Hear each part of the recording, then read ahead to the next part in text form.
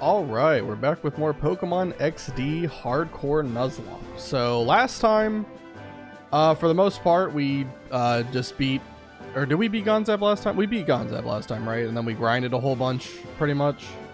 Yeah, I think that's what we did. Yeah, I couldn't even remember what we did last time. Anyway, we're probably going to be grinding a lot now. In order to prepare for the Gorgon section of the game. Gorgon I don't actually think is going to be a hard fight, but there are a lot of fights leading up to him that are actually pretty tricky to navigate. Like, I don't think any of them are too scary, but you never know. You definitely could run into problems, so we got to be prepared for it. Alright. Let me pull up everything here. Hold on.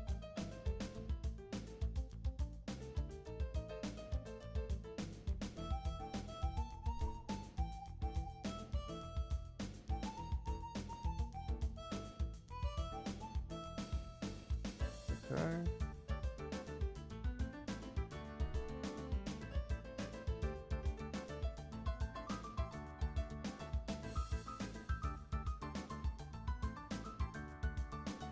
All right.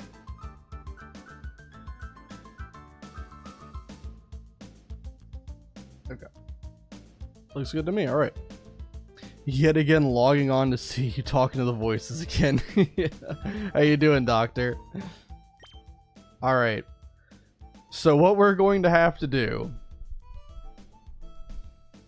Cypher Key Lair is the next objective for us to tackle, and the problem is going to be the very first encounter is going to be the one that we have available to catch, right? Because it's the first catchable Pokemon in every area. So that's going to be Shadow Zangoose. And Zangoose is unlike any Pokemon we've encountered up to this point because it has 115 attack as its base. It's going to be a pretty tough catch because it's going to be doing nuke tons of damage, but I think I've got a strategy for it. It is going to require me to do some grinding, which I know everyone loves to hear.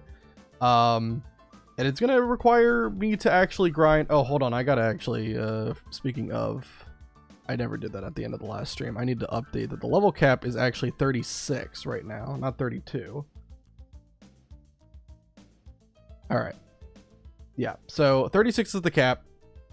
And I'm actually going to have to level up to the cap with 2 specific Pokemon because that's going to give me the best odds to catch Zangoose. That's what we're going to do.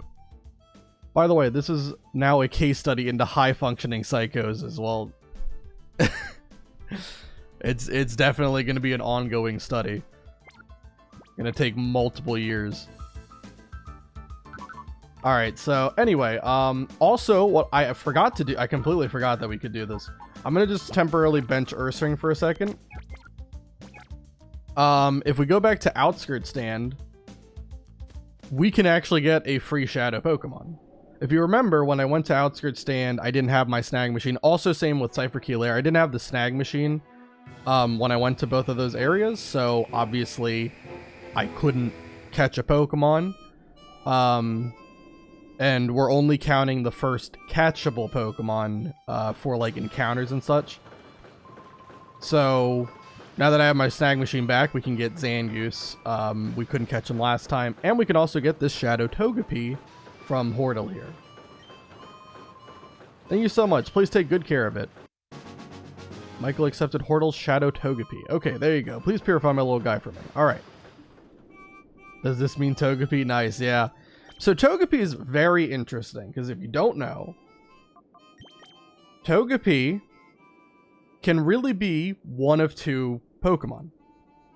It can either be Togepi and the eventual Togetic, or you can trade it for an Elekid that evolves into an Electabuzz with all of the elemental punches. So you have 2 options here. Now, I actually think that Electabuzz, a lot of people, I've seen Nuzlocke tier list, they put Electabuzz like really high. They rate it as like, you know, being S tier for this run. I don't really agree. I feel like Electabuzz has a lot of problems. Even having coverage is fantastic, don't get me wrong, but there's a lot of things it just doesn't match up well with, and it doesn't have good bulk. or a good speed. Like, it has a good speed tier, but not a great speed tier. And a lot of Pokemon are going to outspeed you because of the level difference and just having high base speeds. Like, there's a lot of problems for Electabuzz to face. I don't think it's S tier or anything, but it is an interesting conundrum because both Pokemon are very good, right? Togetic has a lot of support utility. Electabuzz has a lot of offensive utility. And so they both are solid Pokemon. For now, I think I like Togepi more, though. And it even got Serene Grace, which is a fantastic ability. It doubles the chance that anything, like any additional effects happen. So, like, Thunderbolt has a 60% chance to paralyze. Ice Beam has a 20% chance to freeze, that kind of thing. I think it's a close call between Elekid and Togepi, but the lack of Togekiss and the Fairy type makes Gen 3 Togepi a few tiers behind. I would say that if you got Togepi and Elekid at the very beginning of the game, I think I would say Elekid has the most value, right? But I kind of think it's close. I really think it's close between who has more value, Togepi or Elekid at this point. Because you got to understand, like, the first trainer we've got to fight right now is Gorgon.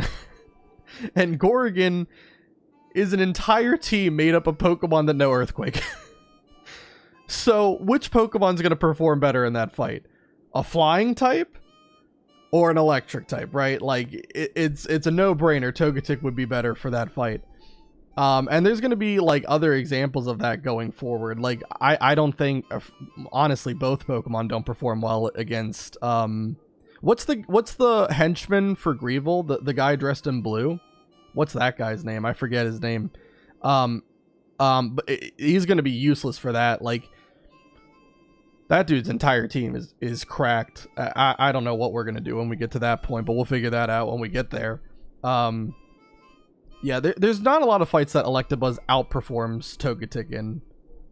So that's why I kind of lean towards Togetic right now. Although I think when we get to the very end game, it could be Electabuzz for, like, the final...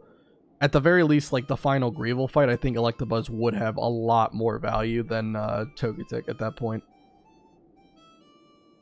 Let's see. Gen 5 Togekiss kicks Electivire to death, but we in Pokemon XG. Yeah. Like, definitely Togekiss would be incredible if we could get that in this game. Even with it being, like, a normal flying type. Don't you get a Shadow Electabuzz anyway? Normally you would. It's not going to be catchable in my run, though. I believe you get... I think the Shadow Electabuzz is in Citydark Isle. And I think I'm guaranteed to get Golduck, if I'm not mistaken. I think the first trainer that you have to fight there has a Golduck. I think they also have a Sableye, but Golduck comes out first.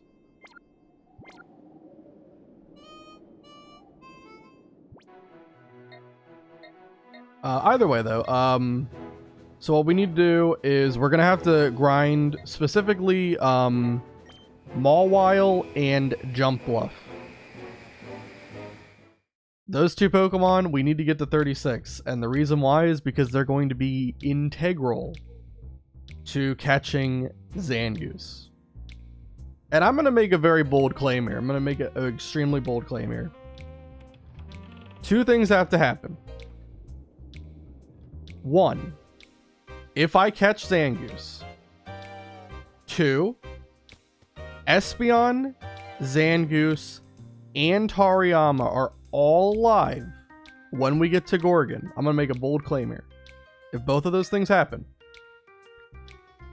I think I have a strategy that will make it so I don't take a single hit during the Gorgon fight. I don't think I will take a single point of damage during the Gorgon fight. We'll put it to the test, but I think I'd be willing to make that bet that I have a strategy that can do it. But both of those things have to come true. I have to get Zangoose, and I have to have all three of those Pokemon.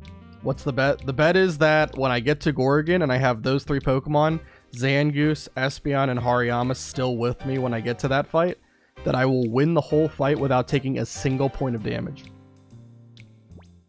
That's the bet. I think I've got a strat. I mean, what do I have to put on the table? A Totodile plush. It's just been the recurring joke that I'm trying to siphon all the Totodile plushes in the world. Alright, so I don't need Earthring right now. What I need is Jump Bluff and Mawile.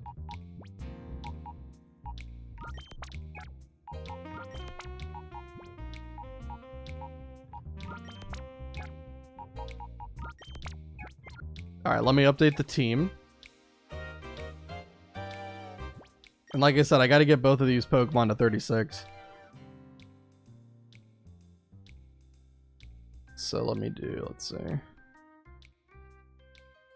I still have Houndoom, Mightyena, and Electrode. So I need Shiftry to be replaced with... Oh, I need to get a picture of Togepi, I think. I don't think I have one. I'll do that in a second. Let me get Mawile in here.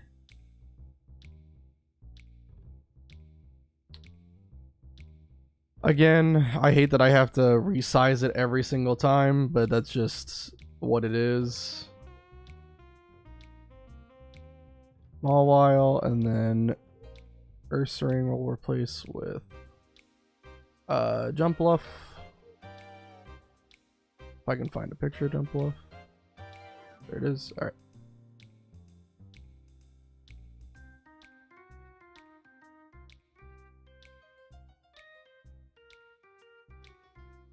Change it, and then I gotta get a picture of Togepi really quick. Did you remember to pre-order Legend ZA from the Pokemon Center? 33% chance for free Totodile plush as a pre-order bonus. I don't know if I'm gonna pre-order the ZA thing. As much as I love Totodile, I'm still on the fence about it. I didn't play the first Legends game. It just it really didn't look like my kind of thing.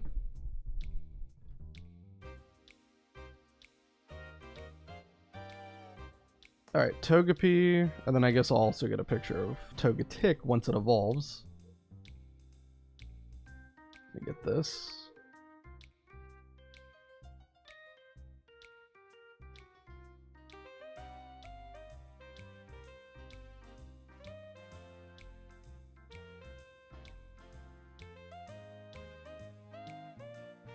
Okay. And then let me replace Espeon here with Togepi.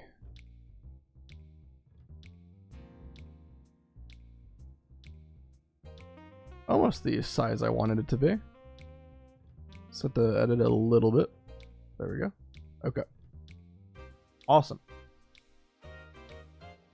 Pokemon Legends Arceus was surprisingly refreshing and really enjoyed it, and unlike Scarlet and Violet, it plays really well even on the Switch One. I mean, that's factual. To be fair, it doesn't take much to outperform, you know, Scarlet and Violet on the Switch One. That was kind of crazy how poor it was. There was a lot of crashing early, especially, and then obviously the frame rate and Pokemon just spawning 2 feet in front of you is great. Phenomenal. Yeah, like definitely I like that they're trying to do something like different. I do like that. I just don't really think it's my kind of game. Yeah. And especially I think like the other big thing I'm not really a fan of is I'm pretty sure Legend ZA is only taking place in the like Lumio City, right? I think it's only taking place in Lumio City, which is just kind of stupid. Like Kalos is a pretty cool region. I don't think that it should just be limited to one city. Let me go and grab some scents so that I can purify Togepi, like, pretty much right now.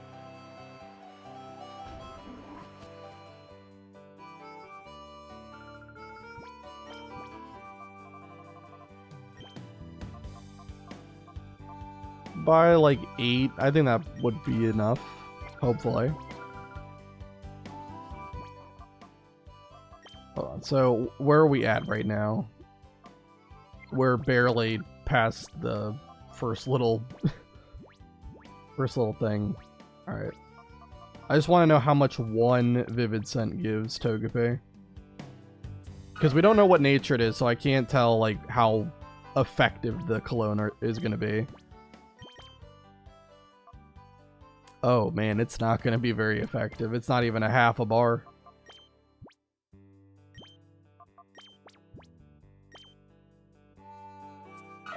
Well, I might just use all of these scents and then we'll just let it purify by walking with it.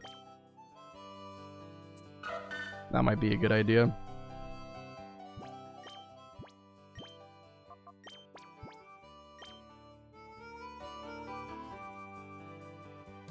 I found that Pokemon Legends Arceus was pretty innovative in a good way, and many of the things they tried in Pokemon Legends Arceus helped make Scarlet Violet better. How would you say it was innovative? Like, just in like the overworld explanation or explanation, hilarious, exploration, or what do you say? Like the catching was better or battling was better? I'm curious because I never played it. I did see some gameplay footage of it, but I never really got too much of an impression of the game, really.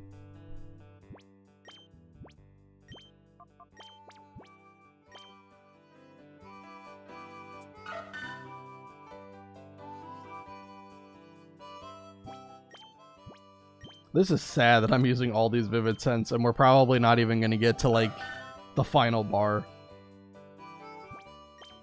I mean, we'll see. Maybe I just barely get there.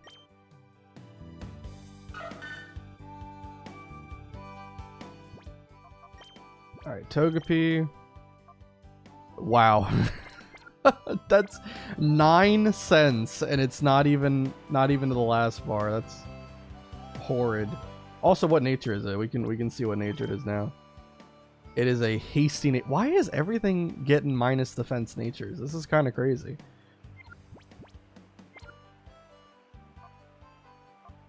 Well, I shouldn't say everything's getting minus defense natures, but I know that Shiftry has one.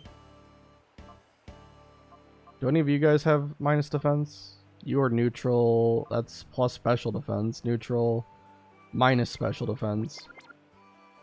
I feel like someone has minus defense. Can't remember. I know Shiftry does.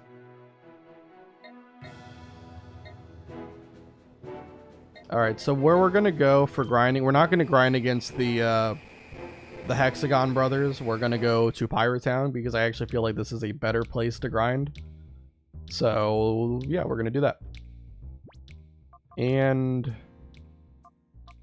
I think Jump Bluff needs more experience to get to level 36 compared to Mawile. I wrote it down because I think Mawile is actually in the fast experience tier. I think Mawile needs like 17,000, whereas Jump Bluff needs 20,000 to get to 36.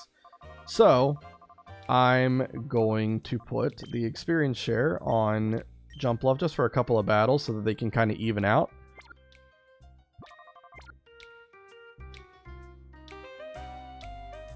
And then we'll switch back later.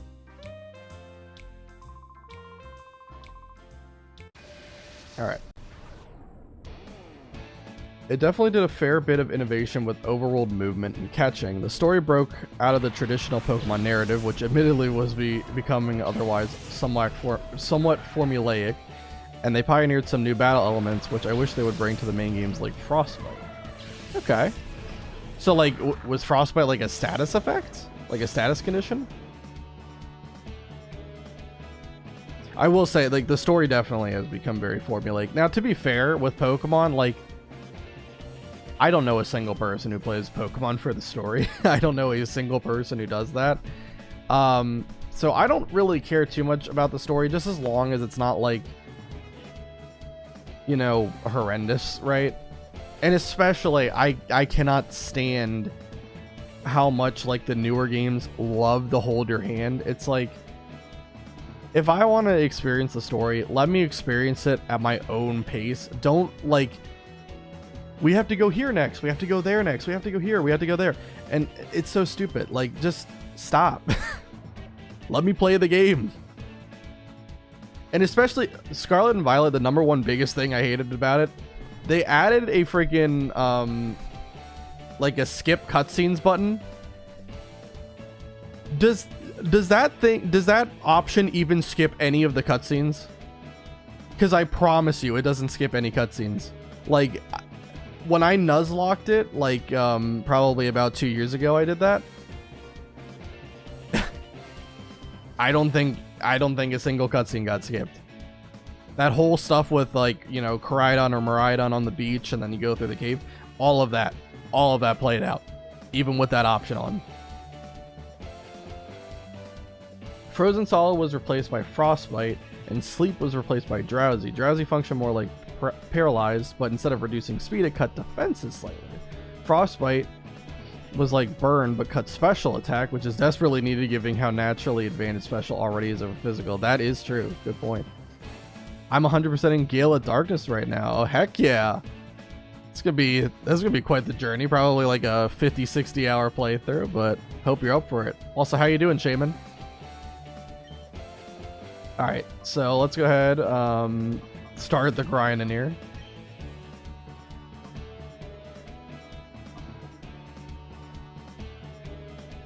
The Sleep Powder, I guess, and the, oh my god, yeah, I forgot how bad Mawwile's moveset is. God dang.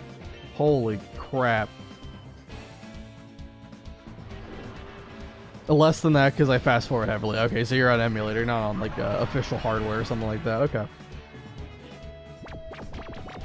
Yeah, but this game, 100% in this game is like, it's tough, man. Like some of the shadow Pokemon catches are really difficult to pull off.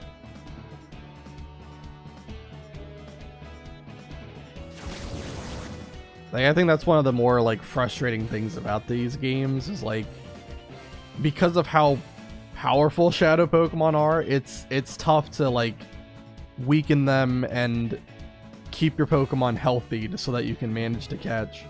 Now, of course, if you're spamming items or something, then easily you can do it, but still hard. If only you could fast forward, but you can't because you're live streaming like a poor son. It doesn't like fast forward. Yeah, my computer does not like it. Everything would start lagging.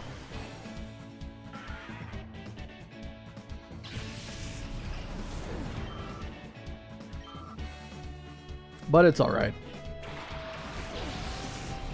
Also truncated the move pool such that many ordinary useless moves were used out of necessity. Helped me develop strategies around stuff that's been in the game for years but was just never optimal and therefore never saw the light of day. Well, that's good too.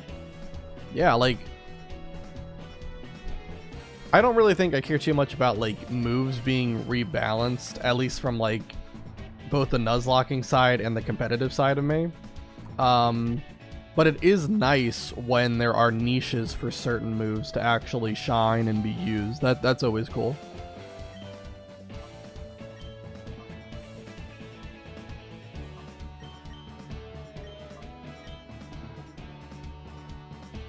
Oh, god dang, jump up, come on.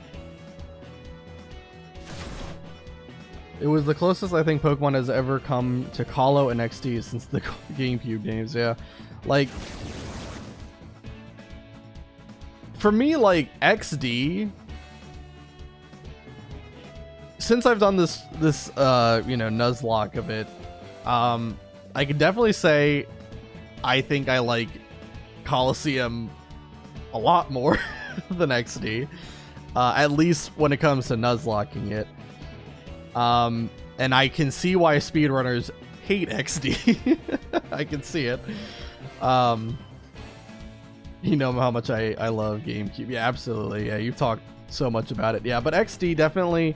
I think the main gripes I have with XD, you know, at least from the Nuzlocking side of things, not casually, because casually you can definitely enjoy this game and have a lot of fun with it. But I just don't like that the AI is so weird, right? It is unlike any AI in any Pokemon game, and I don't mean that in a good way. It's very all over the place. They have rules that sometimes make it consistent and sometimes make it completely random. And it's like an archaic form of Pokemon at times. All the coin flipping for who gets attacked and like some of the Pokemon that they use are just unbelievably good. Like I said, the one henchman that's dressed in blue, he is going to be one of the hardest fights I think I've ever done in any Nuzlocke ever. Because he has an Alakazam with all 3 elemental punches. And then on top of that, he's got 3 Shadow Pokemon. He's got Shadow Swallow, he's got Shadow, what is it, Snorlax, and Poliwrath? I think it's Shadow Poliwrath. All of those are tough Pokemon. So yeah, that's like the main thing that I've hated about this is like just how much effort is going to have to go, especially towards the late game, into navigating these fights.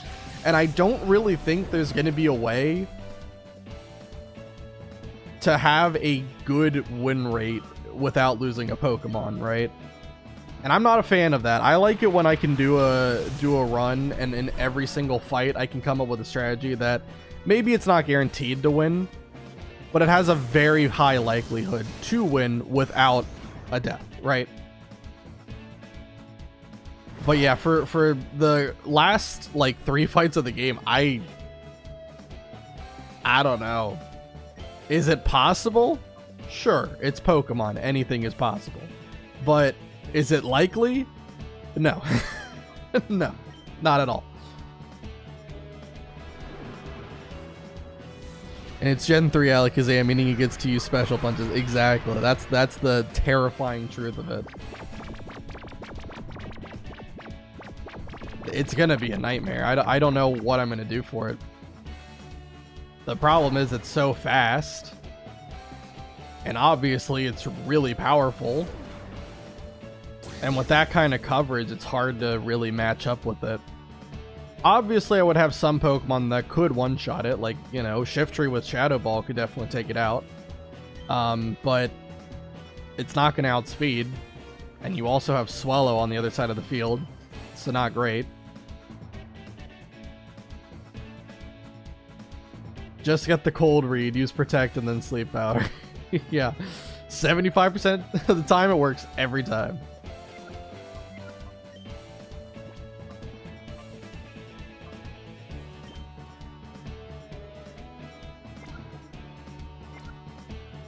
I want to swap because like Jumpluff is just doing nothing right now.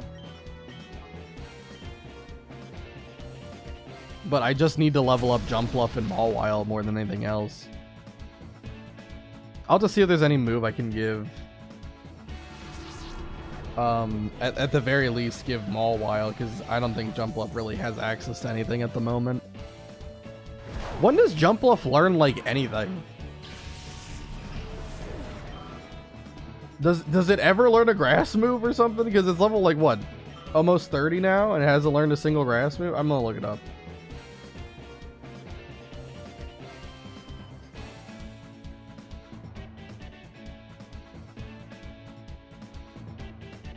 Mega Drain at 44?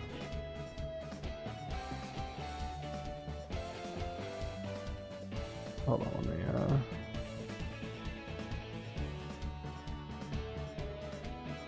Alright. Wow, that's tragic. I didn't realize it was that bad. Yeah, and I mean, there's nothing else to teach it.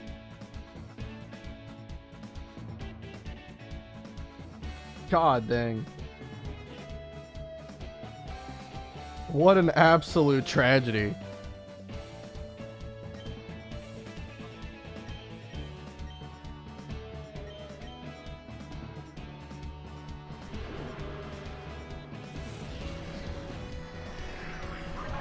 Actually, don't do that. 99% of the time it ice punches Jumpluff. Well, actually, it's 50% of the time.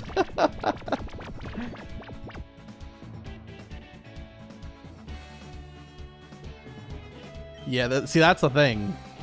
That's what I'm talking about that I don't like. Like, that play actually could make sense.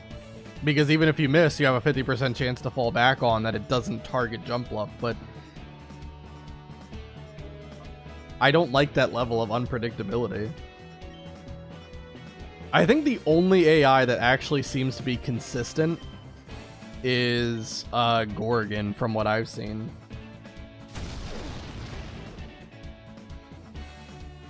I think other trainers have like some moments where they're consistent, but I think like the AI as a whole isn't completely consistent. But at least for Gorgon, it seems like that fight's gonna be pretty easy to predict. That's why I'm so confident that if I have those three Pokemon I mentioned, Zangoose, Espeon, and Hariyama, I'm very confident I'm not going to take any damage during the fight. Jump Bluff is basically all utility moves anyway. Shift Tree would be a better choice for offensive grass attacks, and you know how much I hate Shift Tree. Yes. I don't, like, love Shift Tree, but I did think that Shift Tree was the best Pokemon to get for the lab. I mean, case in point, I think I've led with Shift Tree in every major boss fight, except... Did I lead with it in Lavrina? Can't remember.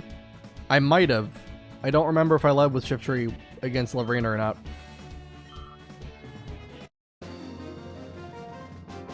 Yeah, I can't remember. I'm not 100% sure about that one.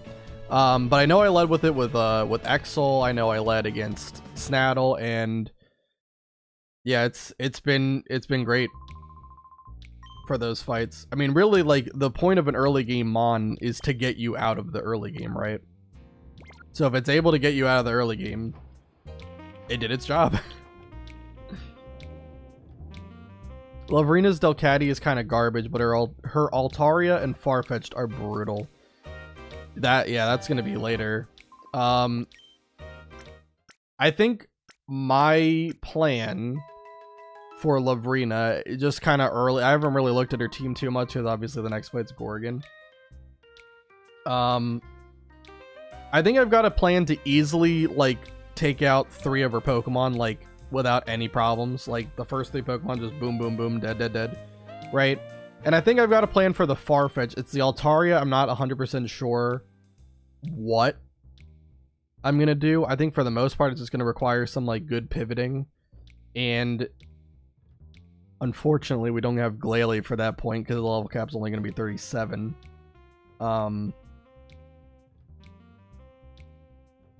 But yeah, we'll have to figure out a strategy to do for that one.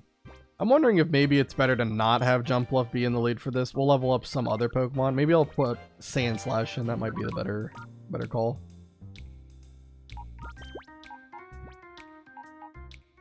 Let's take off, take out Mightyena for now. Why not? Let me update the team again.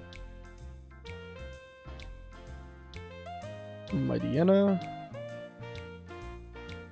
For Sand Slash.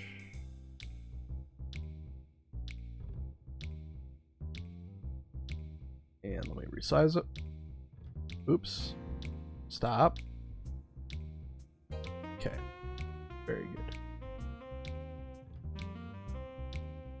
Gorgon's Primeape is meh, but damn, that Hypno is freaking scary. That's why, like I said, I got a plan for it. I got an easy plan for it. Altaria will still suffer badly under a well-placed Ice move, but Icy Wind probably won't cut it. Probably needs to somehow get Ice Beam TM. Yeah, I think so. Lavrina... Does Lavrina's fight happen in Citydark Isle? I think it does, right? I think Lavrina happens in Citydark. So we would be able to get Golduck. Yeah, it happens in Citydark. Yeah. So we would be able to get Golduck, which would be a fantastic Pokemon for that, because it's definitely going to be faster than Altaria. And, well, actually, I guess not definitely, because I think Golduck's base 85, right? And Altaria is 80 for base. Still, Golduck is bulky enough. It can take a hit. Ice Beam would do a lot, and as long as I have a second Pokemon on the field that can do good damage as well, we can guarantee the KO on it.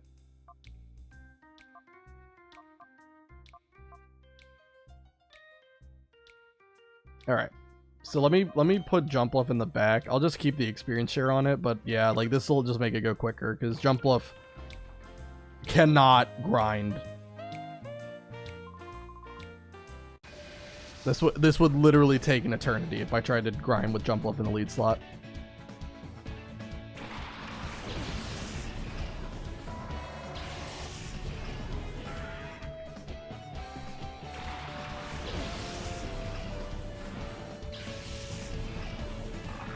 But yeah, I'll figure out a strategy for Labrina when we get there. Icy Wind will do a lot, but I bet Shadow Break will break Snow without the Glalie bulk. Yeah, I mean, I don't plan on using Snow for it.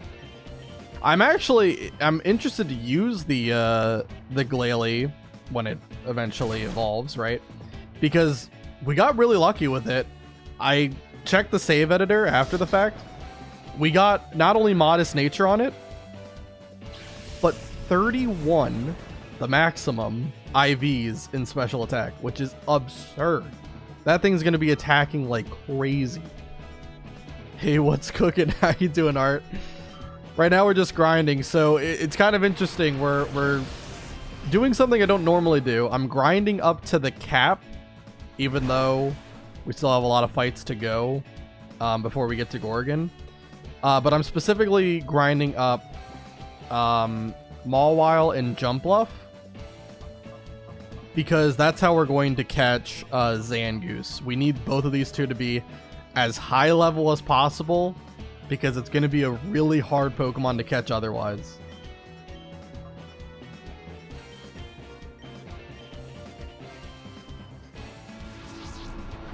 I'm not cooking anything because I ate too much already and my diet app is pissed at me. Well, I mean, you're allowed a couple of cheat days, right? You know? Splurge every now and then. Perfect snow run, let's go, yeah. I mean, that level of power is crazy. Like, I know it's only 80, you know, base stats across the board, but you can't argue. Like, an Ice Beam from that would do a lot. But, of course, Glalie, we don't get Glalie until level 42. Tragic.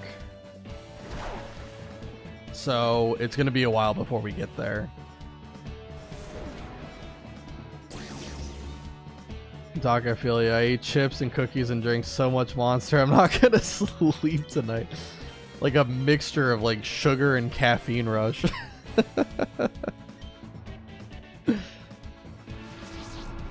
Apparently the patient who brought in those chimichangas didn't have my waistline in mind, and no, cheat days are why dieting fails. That is true.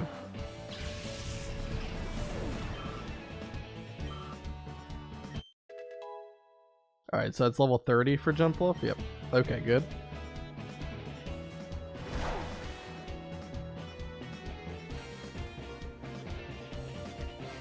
Oh, man.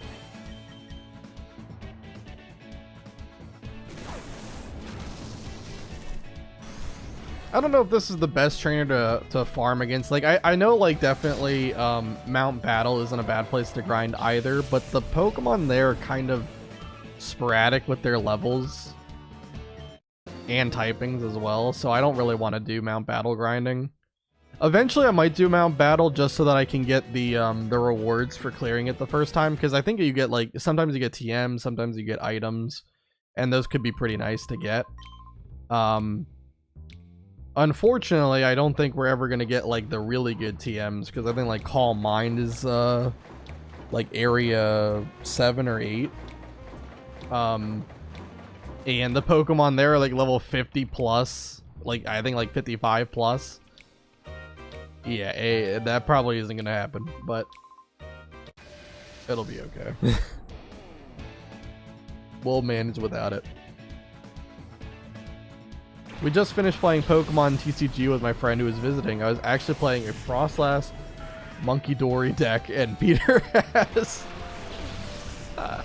it has many Snowrun cards. God dang.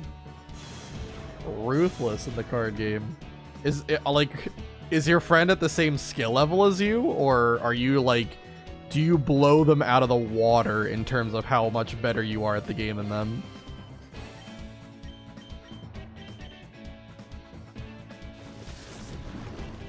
Studies show chips, cookies, and Monster Energy drinks correlate strongly with insomnia and high blood sugar. Alternatively, the kale diet violates the Geneva Convention.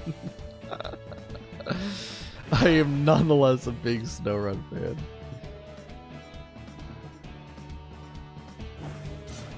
SnowRun's awesome. I do like him a lot. I like his battle animation in Pokemon XD. I don't know if he had the same animation in Coliseum, but probably did. I would imagine so. The little like kind of shivering thing he does.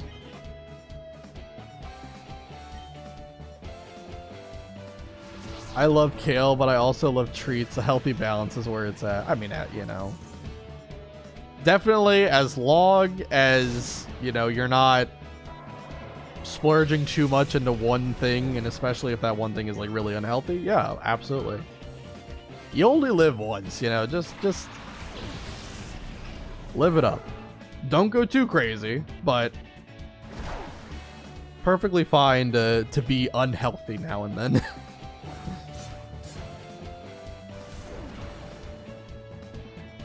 People keep telling me about balance. I refuse. Starvation intermittently punctuated by chimichangas is where it's at. Well, I think that might be an eating disorder.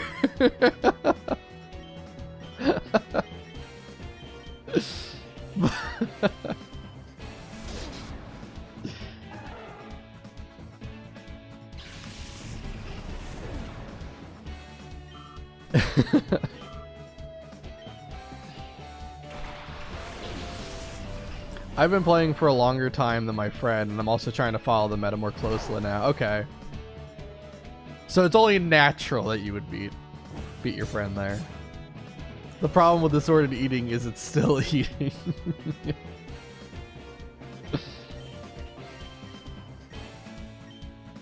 But fair enough, you're the doctor, you're doctor.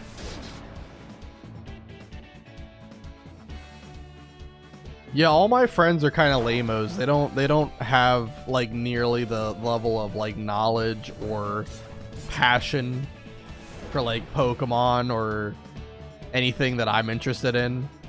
So anytime that we do like any like battles or whatever, even if it's just like with story mode teams, I usually win because they're the kind of players that when they play Pokemon, they put like 4 attacking moves on instead of diversifying your coverage.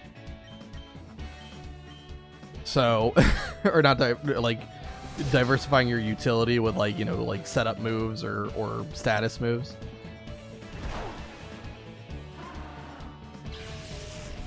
So I stick with Nuzlocking because that's just a single player thing.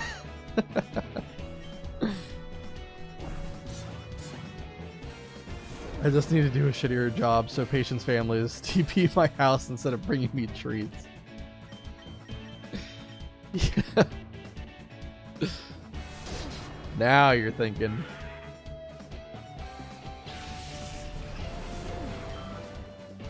The fact that TPing someone's house was actually a thing is crazy. I don't know whose idea that was.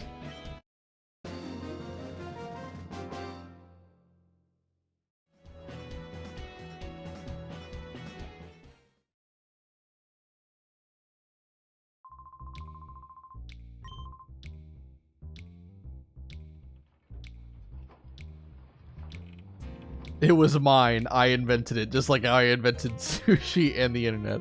Well, if you said it online, it has to be true. There's no way. Like there's no counterclaim that you didn't invent it. So absolutely. I was being a total a-hole mansplaining my friend that she needs a more optimal build to beat decks like mine. No fun allowed in this house. You're like Kaiba. Kaiba with Joey in Yu-Gi-Oh! That's crazy.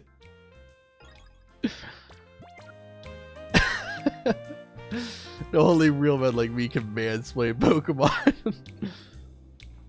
If only I could do a Kaiba impression, I would absolutely do it. Have you ever seen the So obviously, like we've talked about Yu-Gi-Oh! Abridged in the past. There's a scene where Yugi loses to this guy named Raphael in a duel because he misplays heavily and all this stuff. Anyway, there's a scene afterwards where like I think Joey ends up calling Kaiba for help with something, and they mention to Kaiba that Yugi lost in the duel. And Kaiba goes on like a 30-second tirade about like how upset he is that Yugi would lose to some random duelist and not lose to him. And in Yu-Gi-Oh! Abridged, they did the same thing, but it's so good. If you've never seen that, absolutely watch it. It's fantastic. I think if you looked up like Yugi lost a card game abridged or whatever, that probably would pop up. It is a fantastic thing. Wait, are you saying Kaiba's a narcissist? Oh, he's a lot of things. He is a lot of things. Although I don't know if I would say he's a narcissist, because he does admit, at least at the very end, that Yugi is a better duelist. He does admit that. I feel like if you are a narcissist, you would never say something like that.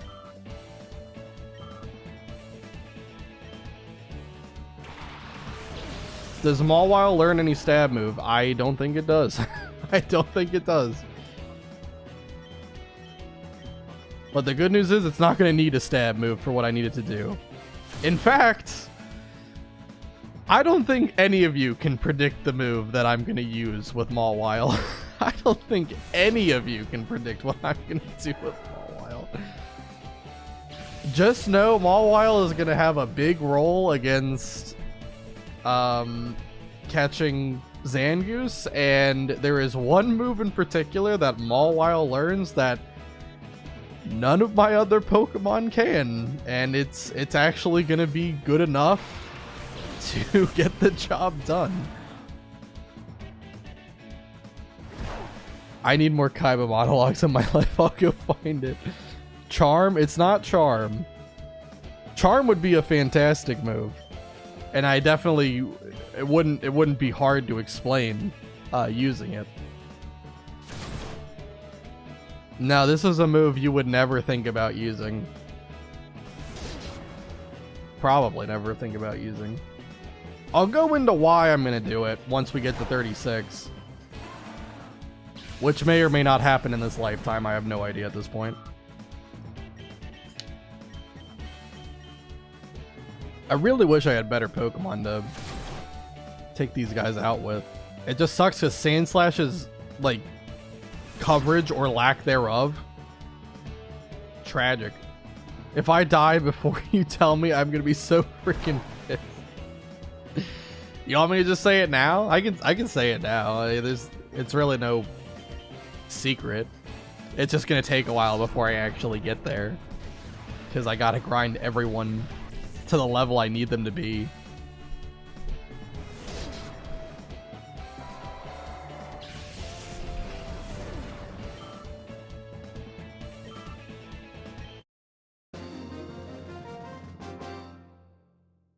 You said it wasn't going to happen in your lifetime. With my newfound chimichanga addiction, I ain't outliving you. Fair enough. The move that I'm going to teach Mawile, and the move that is going to be the trump card I have... Mirror B, go away. The move that's going to be a trump card for Zangoose is Sweet Scent. And you might wonder, why? Probably pretty obvious, but if I have Jumpluff as the teammate, I think you know where it's going, right?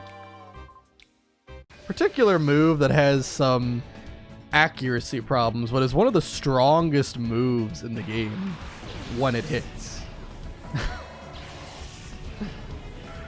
I forgot how much I love Yu-Gi-Oh! It's fantastic. I love the constant like hand slamming on the desk. It's so good. Check where Mirror B is going to be. If it's at Real Gym Tower, don't you get an encounter there? I do, but all the Pokemon there are level 40.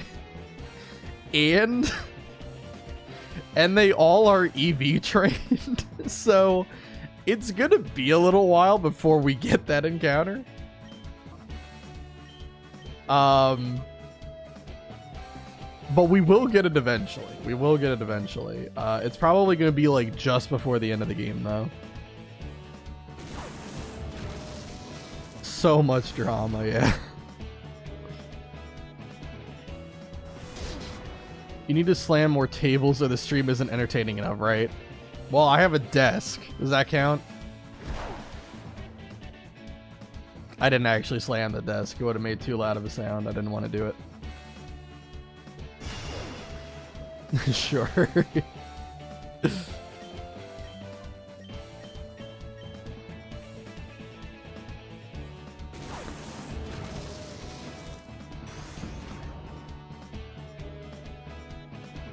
But I am excited when we get to Real Gym Tower, when we do get that encounter. I wonder what it's going to be, because it literally could be anything. Is the desk a table? Is a table a desk? And if so, how do we prove it mathematically? Well, I'm sure there's someone who probably came up with some like theorem or ideology for that. Maybe it was that guy Isaac Newton or something.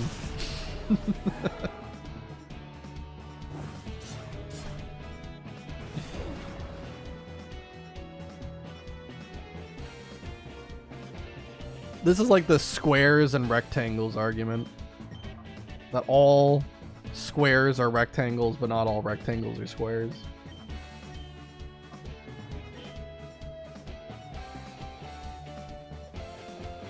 Love missing.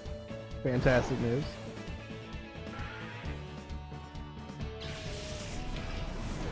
Isaac Newton almost went blind trying to stare into the sun until he discovered the secrets of alchemy. I'm starting to think genius comes at a cost. Well, how are we gonna know? How are we gonna know unless someone did it? I would say anyone who doesn't stare at the sun trying to discover something new is a coward.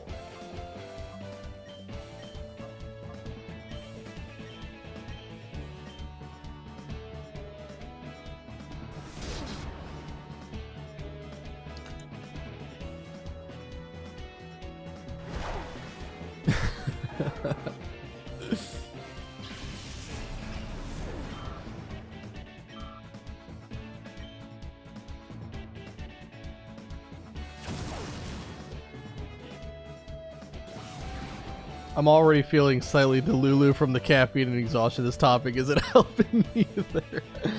Oh god. Do you kind of like when you start to get like tired, do you kind of go in this state where like kind of everything starts becoming like funnier and I don't know, you start saying like unhinged things? Because that's kind of how it works for me.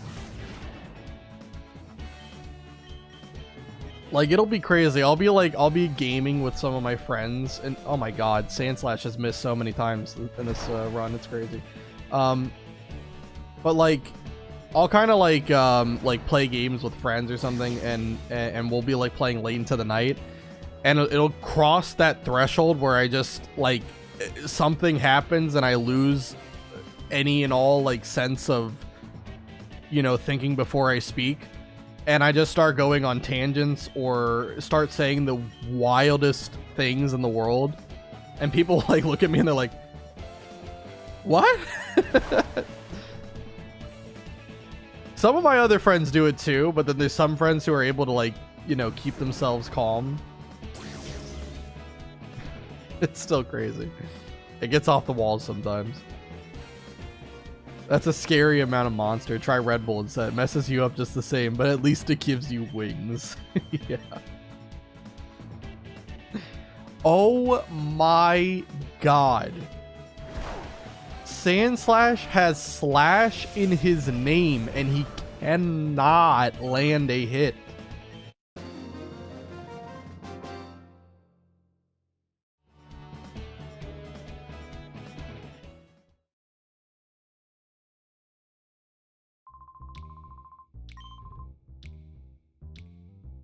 I don't even want to know what I've yapped in previous streams. Last time I fell asleep right after saying I was feeling very tired. Are you able to fall asleep like really quickly? Like almost like a light? Probably some weird stuff. Cause my sister can do that. She can fall asleep literally like 6 seconds, she's gone. It's too late. And she's a heavy sleeper, so it is impossible to wake her up. Meanwhile, there's me, who lays like a freaking log for about 5 minutes, thinking about life and what I'm going to do tomorrow, and then also wondering what time it is, because I want to know how many hours of sleep I'm going to get before I have to wake up again. And then that pushes me back even further to sleep. It's tragic. I'm so sad that Art is in Finland. I feel like she would be fun at the party. We all just have like a meetup together. Absolutely get destroyed in the card game.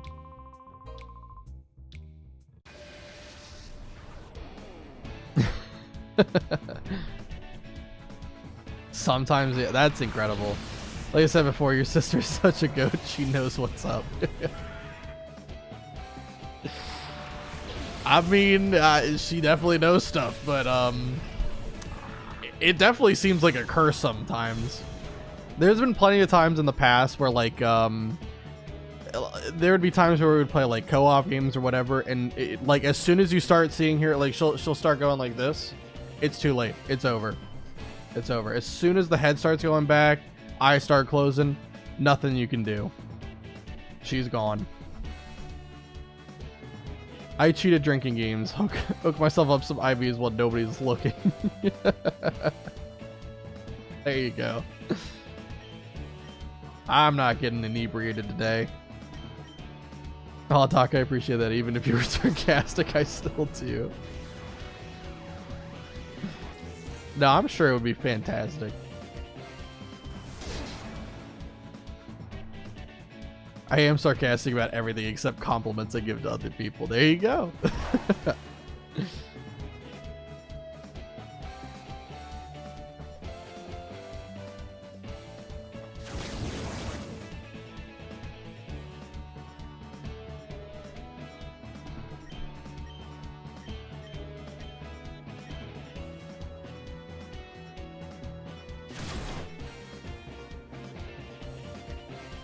Unfortunately, since we can't meet up in real life, we'll have to settle for insulting and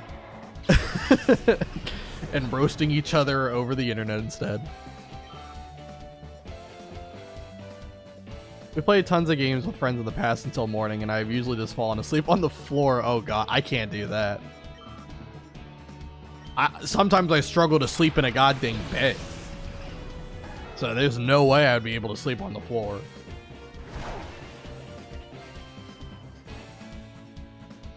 Speaking of roast, what is your favorite midnight coffee blend? Oh god, I've never been interested in drinking coffee, I'm gonna be honest. And especially like, I used to drink a lot of Coca-Cola in the past, and that got me in plenty of trouble with my dentist. So I pretty much have sworn off soda, and I don't really like miss like the caffeine or anything like that, so I've stayed away from like coffee and such as well.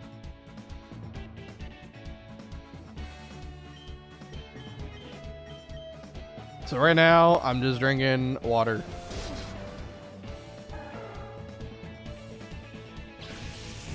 I also drink milk too.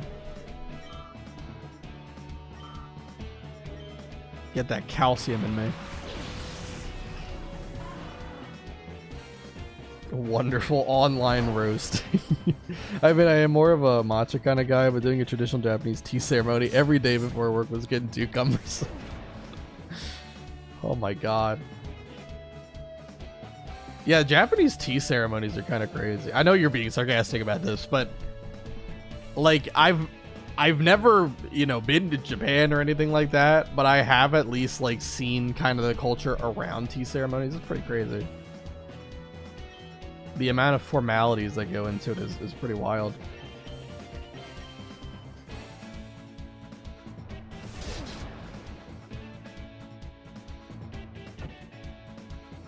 Loogie is daddy. Join the cult. Lugia is a wonderful gentleman or gentle ma'am, but I don't know if I would call it a daddy. I usually brew some pitch black coffee that looks like tar and pour in some almond milk in. Okay. So you like your coffee black? Okay. I don't think I know anyone who has who drinks their coffee black. I think most of the people I know either do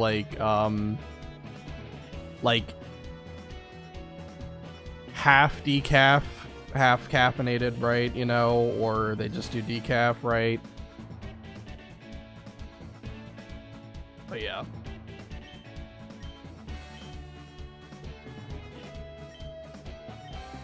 And they especially love to add creamer and such.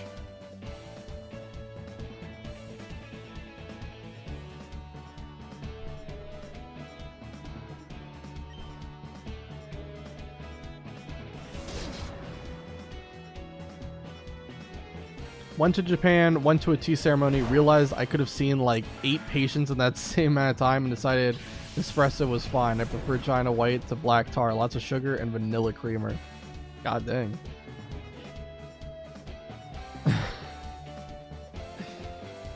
Is the tea ceremony really that long? I didn't know how long it was. That's kind of crazy. Decaf? What an unholy option to regular coffee. Listen, I'm not them. I didn't choose to do that. What's up? How you doing?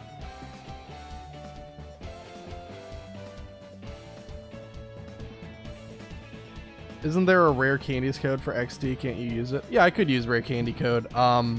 The thing is, though, I do like getting effort values as well on my Pokemon. I mean, it's not a deathless playthrough, so it doesn't matter too much about min-maxing or anything like that, but I still think it's fine to grind like this. I absolutely could put rare candies in. I did put rare candies in at the end of Coliseum, just in case I didn't get to the final boss when I played at the very end. But I ended up not using them. Thankfully, I was able to finish the grind. It didn't take too long. But the reason it's taking so long is because I'm grinding all the way to the level cap. That's the issue. If it was just grinding to 31 or something, 32, it wouldn't be that bad. But it's 36 that I have to grind to, so it's gonna take a little while. It might be the only thing we do in this session is just get the Zangoose, maybe do a couple of the trainers, but it's worth it.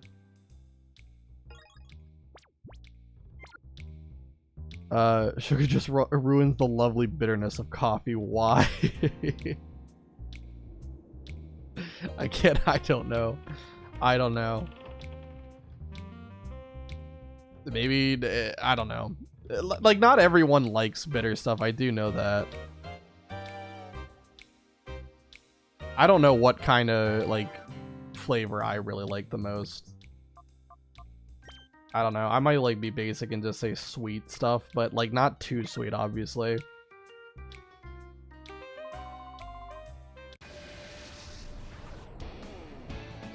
If it's decaf, why not drink water?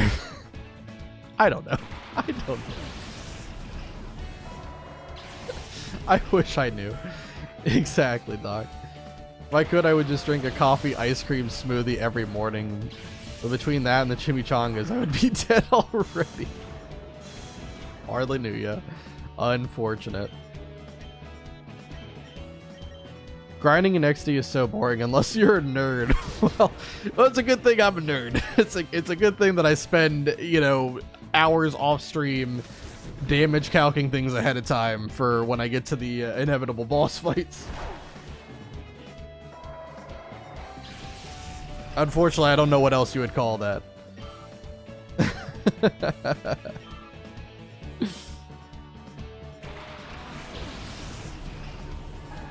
I wish I went to a tea ceremony when I was in Tokyo, but I would have been too awkward to do it. The bitterness reminds me that I'm alive. Why would anyone non-nerd be here is my question. You know, you do have a point. You do have a point. Aren't we all nerds in our own way? You gotta lay down or something, okay? We can't do this right now, alright? I let you out like an hour ago.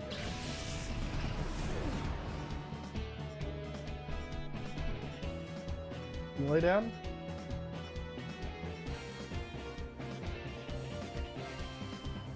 She's crazy. Went to the tea ceremony, was awkward, survived anyway. Apparently, if you pay tourist prices, they will let you be tourist level graceless. Fair enough.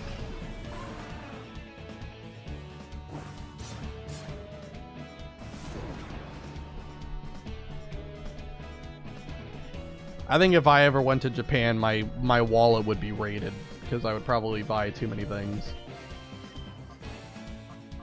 Probably buy too much that I couldn't afford a return flight.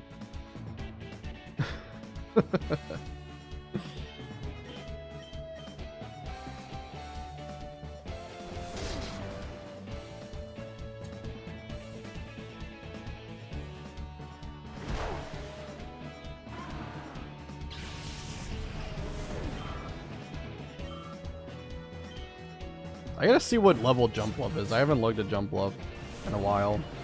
I think I gotta beat this guy. I think he gives like around... I looked it up ahead of time. I think he gives like 1,000 some experience every time you do it.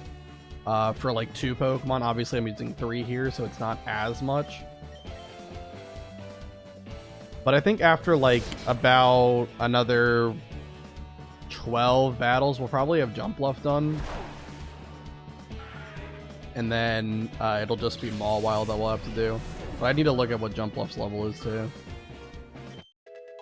I mean, I'm jealous. The tea there is so good regardless of awkwardness. That's why you always buy the airfare round trip. It's 32, by the way. Jump Luff's 32. That's why you always buy the airfare round trip. Don't want to get stranded where you will spend your second mortgage if you stay. Yeah. The tea they give the tourists was kind of meh. Had to go to the tea plantations to get the good matcha. Okay.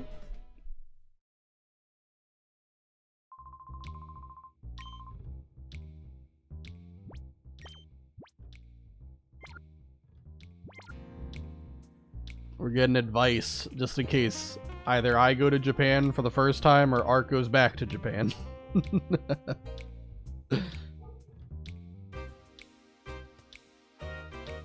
I went to see... Great, Mirror Radar lost the signal, who cares? I went to see a band live I've listened to for years and managed to make that awkward as well.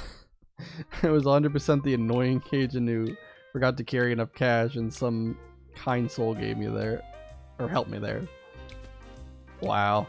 Well, I mean, that is pretty awkward to have to ask someone to help you out with like money.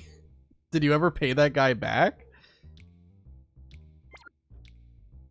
Or did he just give you it, or he, she, I don't know who they were, but did they just give you the money?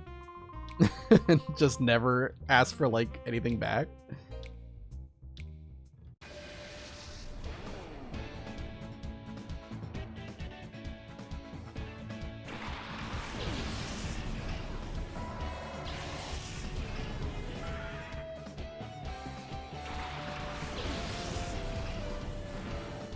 Always carry enough cash so that getting mugged would financially ruin you. Oh my god. Yeah, I don't think too many people really carry cash anymore these days.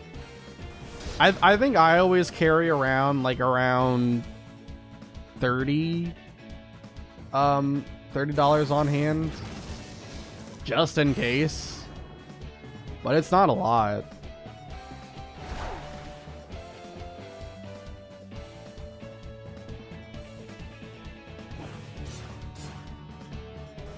Japanese people are so kind. Yeah, I need like less than $1 and I bought them a drink, so I hope it was okay. Okay. Well, all right. Well, at least you didn't like You didn't just like take advantage of them or anything. You did pay them back. That's nice.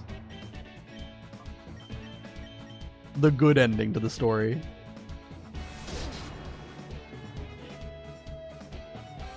If you don't have at least 3 mortgage payments in your wallet, you're not doing it right. Yeah, just a wallet that's the size of God.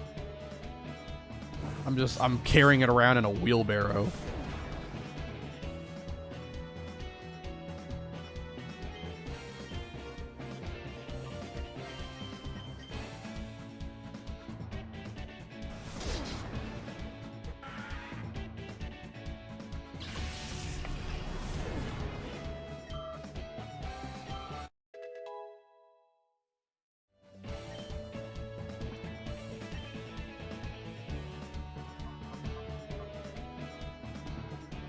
I mean, I don't know when Baton Pass would really ever come up.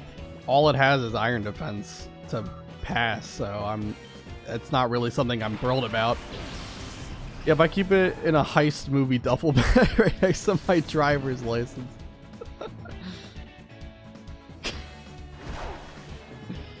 What is this, like Payday 2?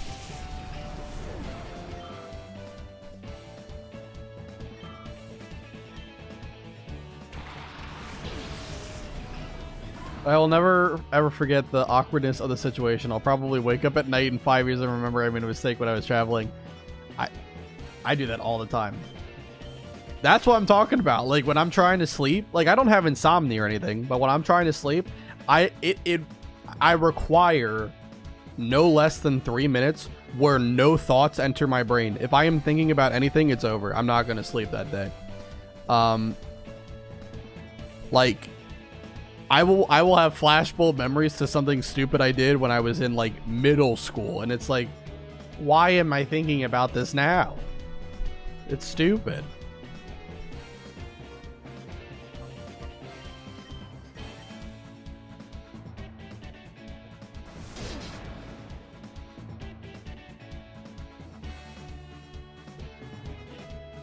Oh my goodness. I gotta start killing the Apom first. This sand attack nonsense is so annoying. I also carry 6 copies of my passport and birth certificate just in case. Do you also wear tinfoil hats?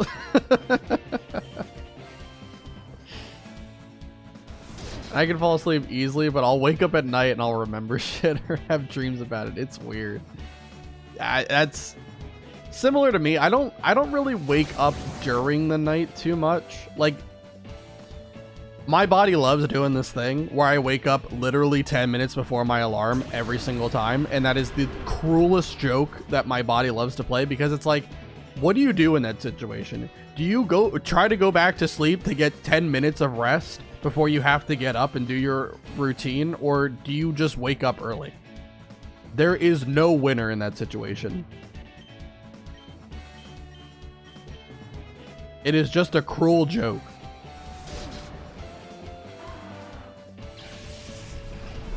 I mean, the problem is you are using non-stabs vice grip, which doesn't really help. No, it does not help. It sucks. Also, thanks, Stock. Feel free to share any Japan tips if you feel like it. Step 1, move to Japan forever.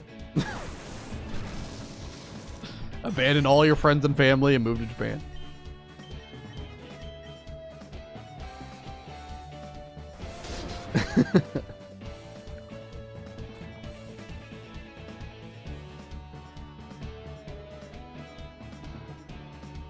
Also, make sure to reserve your slot for the Nintendo Museum tour. Waitlist is a month long, and you get strip certs on your way in for cameras. God.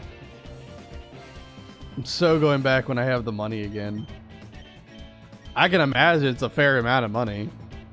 I would imagine when you were there, you probably spent like almost like probably 5 or 6 times the amount of money on just reserving, like, you know, any living situation and like plane tickets. That's probably how they got you, with all the souvenirs and merchandise.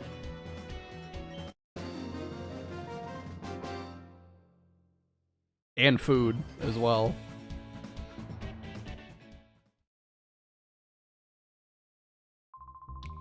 Nah, intercontinental flights are pretty cheap. The real expensive somehow finding private samurai cards. God, that would be pretty hype. Jump bluff. Why are we leveling up at the speed of a snail? What is going on? How is this happening? He has the experience, or I don't know, is it a he or a she? I already forgot. Jump bluff, you're a female. She has the experience share. This should not be taking so long.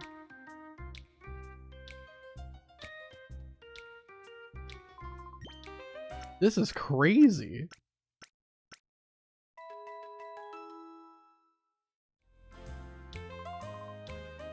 I didn't think we were gonna get to Gorgon today, but I definitely thought we would get a little bit further than just like, you know, than getting Zangoose, and that's all I'm gonna be able to do, I guess.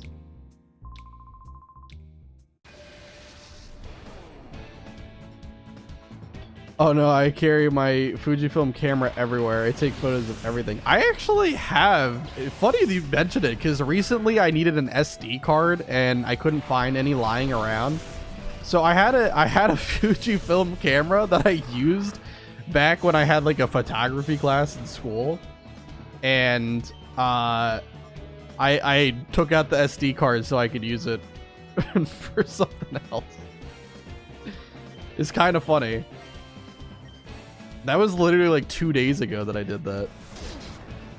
Oh, sweet. But that camera is old. I think that camera was 2013 is what it said on it. Is it mirrorless or an older one? It's an older one. I could bring it out. I think I might have it. Here, hold on. Let me grab it. I think it's like just in the other room.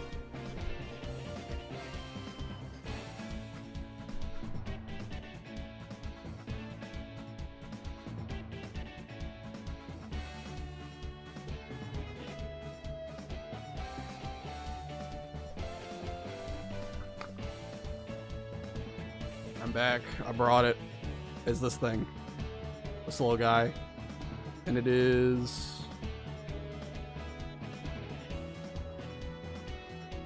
How do you see the... I thought there was a year that was written on it. I guess not though. But yeah, this is the camera I had.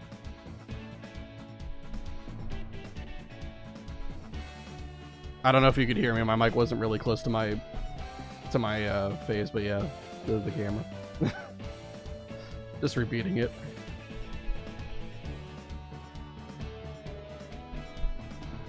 All right.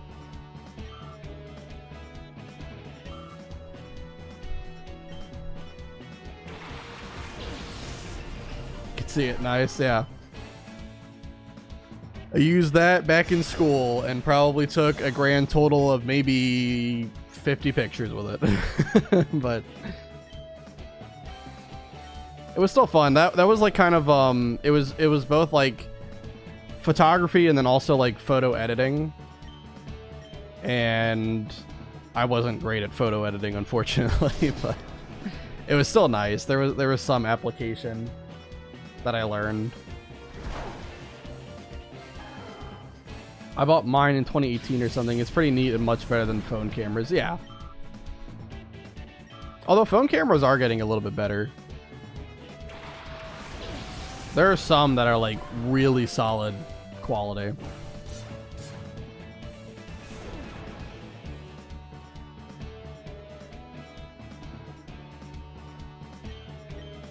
I also used to have like way back when I was like first doing YouTube, and God, that was a while ago. I think, when did I start YouTube? 2008? I think. Back then, when, you know, I was just like a kid, I used like I think it was called a flip video camcorder or something like that. That was back in the day where 720p was considered high definition. That was a wild time.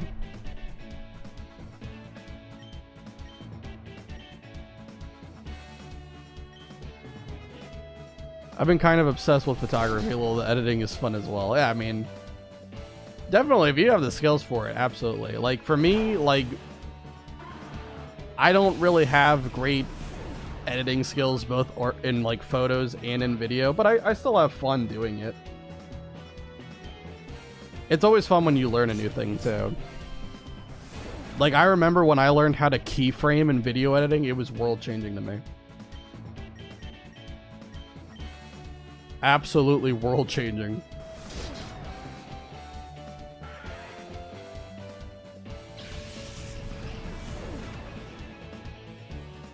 Just got a new phone this year and the camera is horrible. There's so many AI functions you can't turn off.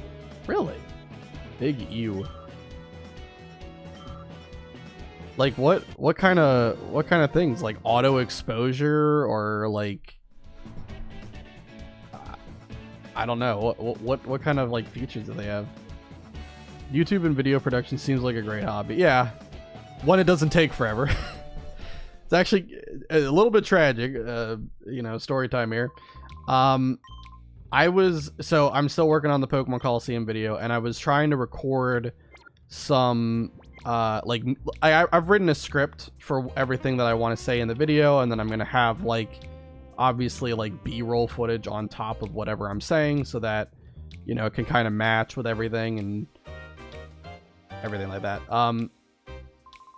And so I recorded me speaking into the mic, reading off the script and all that such, and was trying my best to keep eye contact with the camera and not look over at the script. And I thought I was doing pretty solid.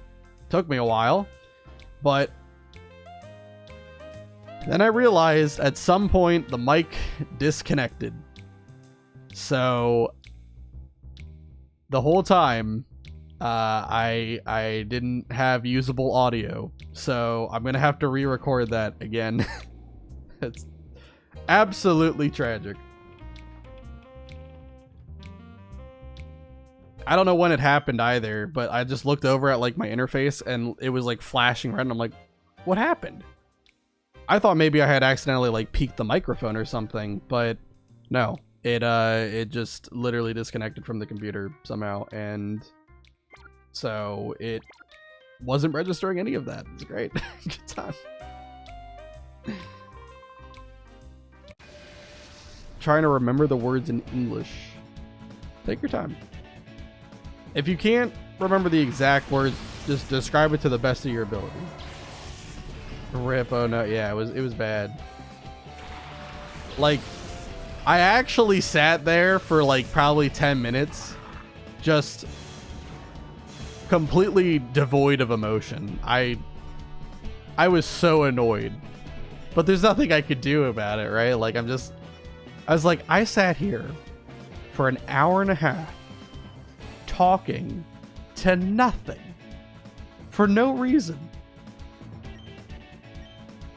So I'm gonna have to do it again.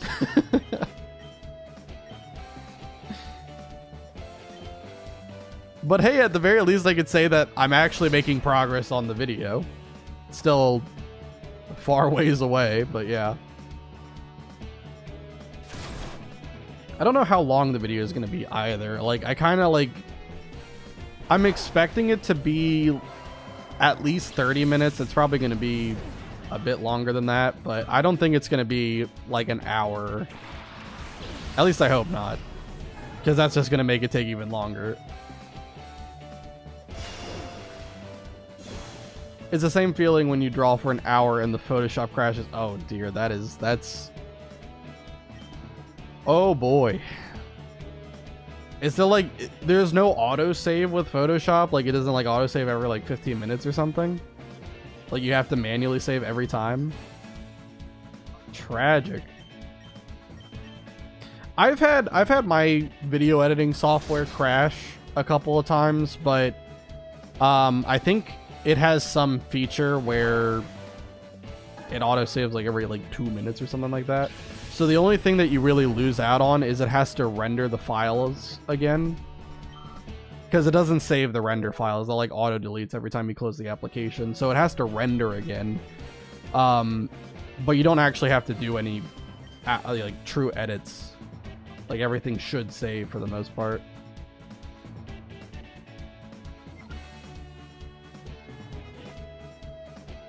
I don't think I really need Conspore. Conspore is cool because it does lower speed, and speed control is really important in doubles, like double format. But I don't think I need it right now. I can always relearn it from the move reminder.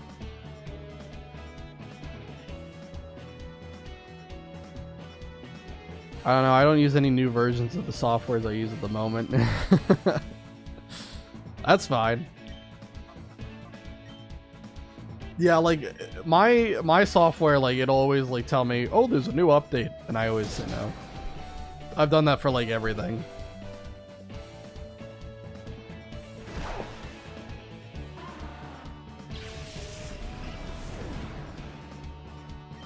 I'm always worried that whenever I update it, it's gonna like cause more problems, or it's gonna remove things that I already liked about the first iteration, and I don't want to risk losing anything.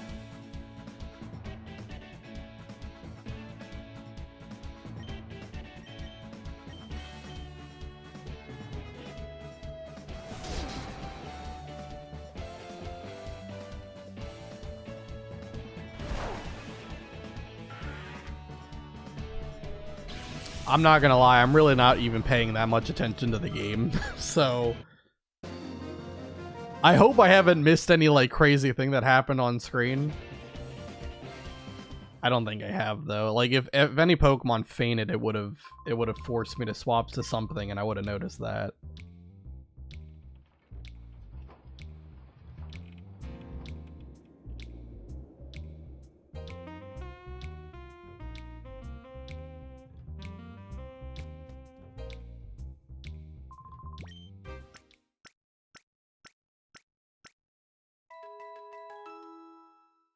There's an older version of Photoshop that's free to download, or it's just not legit. I don't know. Interesting. That would be incredible, actually. Like, I don't know how much you have to pay for Photoshop, at least like the newer versions, but if there's like a free version that's... Does it have all the features? Or are there like features that are locked behind like a paywall or something? Because I didn't know that was a thing. That is pretty cool though.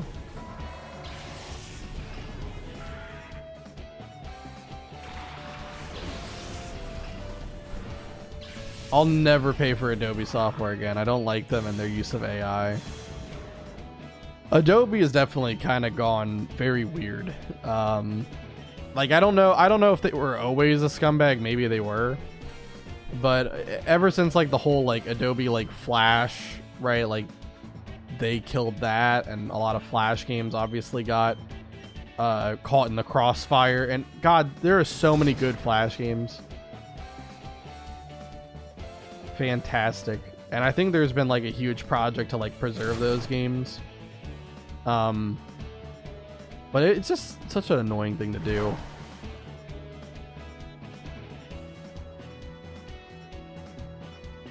That was very rude of Adobe.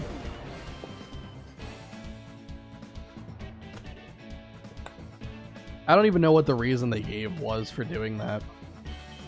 I'm sure they gave something, but I'm sure it was like kind of more of a half-assed excuse than like a legitimate reason. Wow, Vice Grip's still putting in work. Yeah, Vice Grip is carrying me right now. This is so bad. Like, I wish I had something. You know what? You know what I'm gonna do? After this battle, I'm going to Mount Battle. And we're gonna see if this is better. I'll just see what Mawwile's stats are looking like first. It's a very old version, so it's definitely missing a lot, but it has many basic layer functions and downloadable brushes, so it works for drawing. Well, that's good.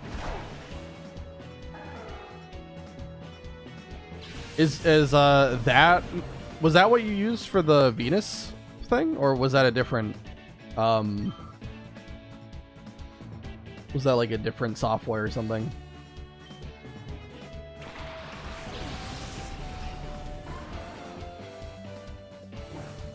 It's a grind fest again, yeah. I know. I said earlier that there wasn't as much grinding in XD as there was in Coliseum, but I don't know. Maybe I'm starting to figure out that that's not exactly true. Nah, I still think XD doesn't have as much. The only reason I'm really grinding right now, I don't need to grind right now, but the reason I'm doing it is simply so that I can get really good odds to catch Zangoose. Because if I get Zangoose, I'm very confident that I will beat Cinder. Hold on. Just wait until after the battle, okay?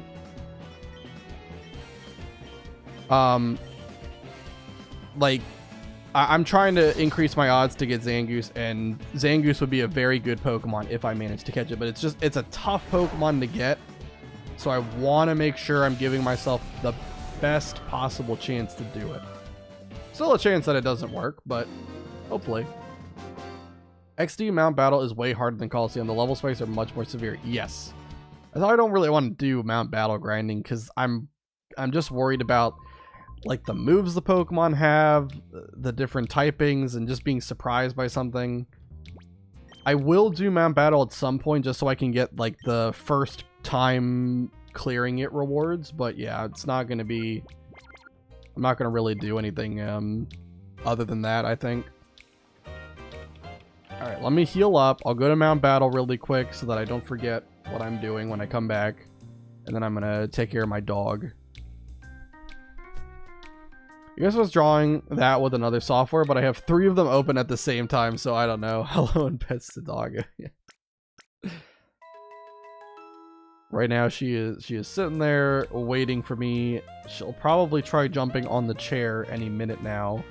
So I probably have exactly 2 minutes, maybe not even that, to take care of her, or else I will be harassed.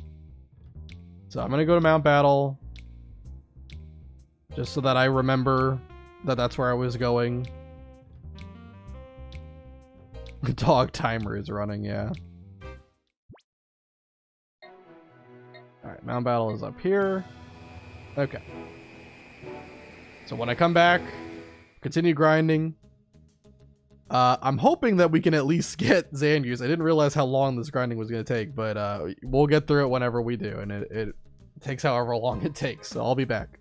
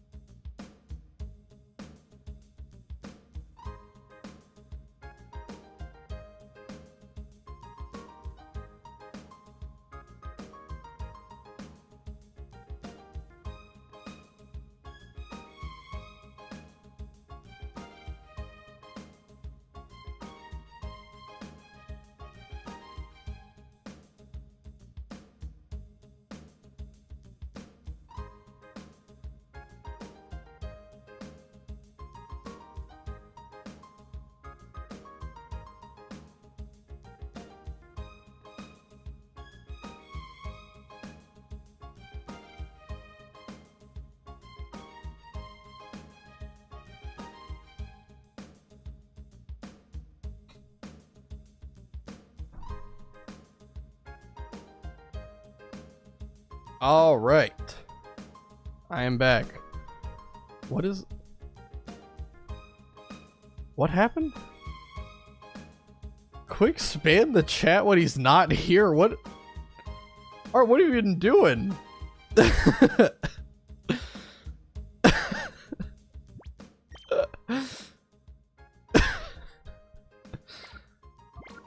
Come back and I just see all these emotes.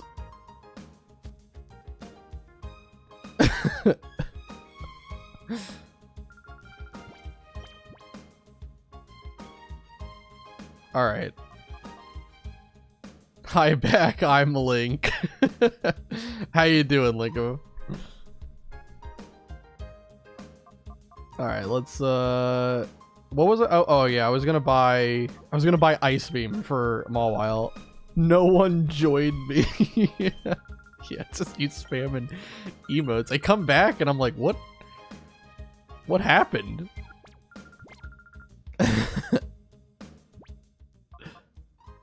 This happens when you drink too much Monster. Yeah. The hyperness. Alright, I'm gonna go Ice Beam on Mawile. You've never seen strategies like this. Ice Beam Mawile. Who do you know? Who have you ever watched who has ever run Ice Beam on Mawile?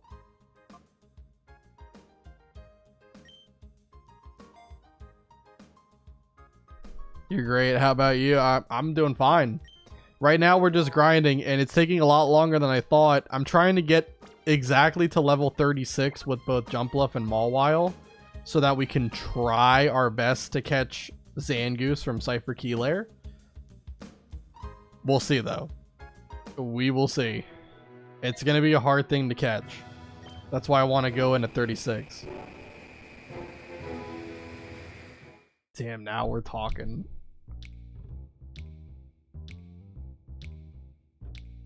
Absolute pro level strats. Ice Beam Mawile. The world's not ready for it. The world is not ready.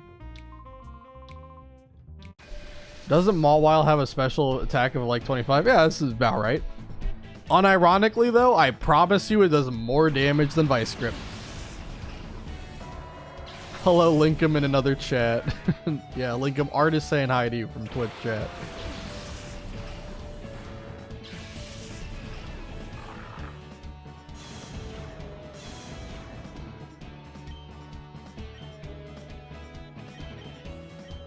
Like, unironically, Ice Beam is going to do more damage here. Not by a ton, but it is going to do more.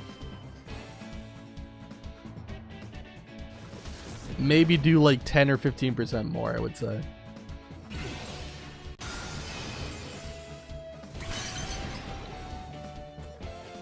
We still cannot kill Linoon in 2 hits. Unfortunate. Just barely.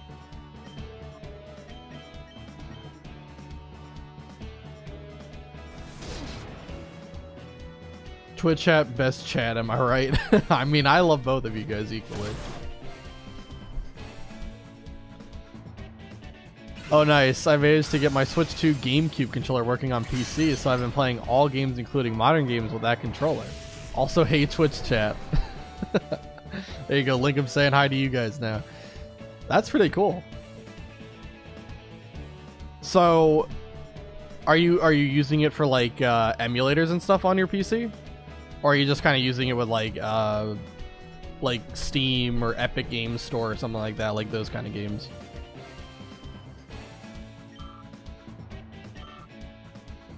Can't argue with that.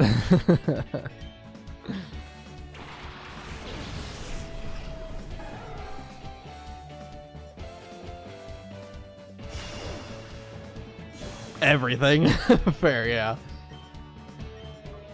Well, I imagine it must be a really good controller then. If you like using it that much for like all the games you play. I still don't have a Switch 2. So, and I don't know if or when I would ever get it. But I'll have to check out that controller that you're talking about. A Switch 2 GameCube controller, okay.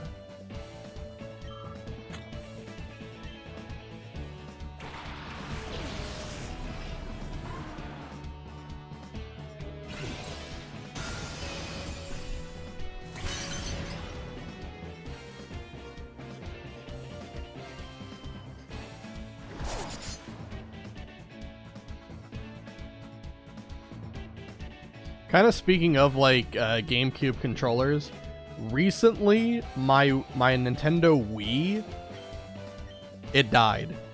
Unfortunately, everyone pay your respects for my Nintendo Wii that I had since probably 2009 or something. It unfortunately has died. It cannot read discs anymore. It has gone to the great beyond. But I did get a replacement Wii for it, and I found out that to transfer like save files from like one console to another one, it requires not only like an SD card, but for some games that have like some like online connectivity, it would require you to homebrew your system, right? You know, and basically mod it so that you could like bypass the copy protection for save files. Which is just, I don't know why they do that. Because I have like Pokemon Battle Revolution was like the big one. That was like, I think I probably have close to 800 hours in that game. And I definitely wanted to make sure I had that save file.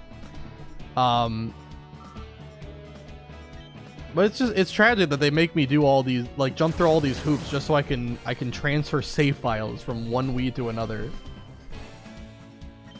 Rude.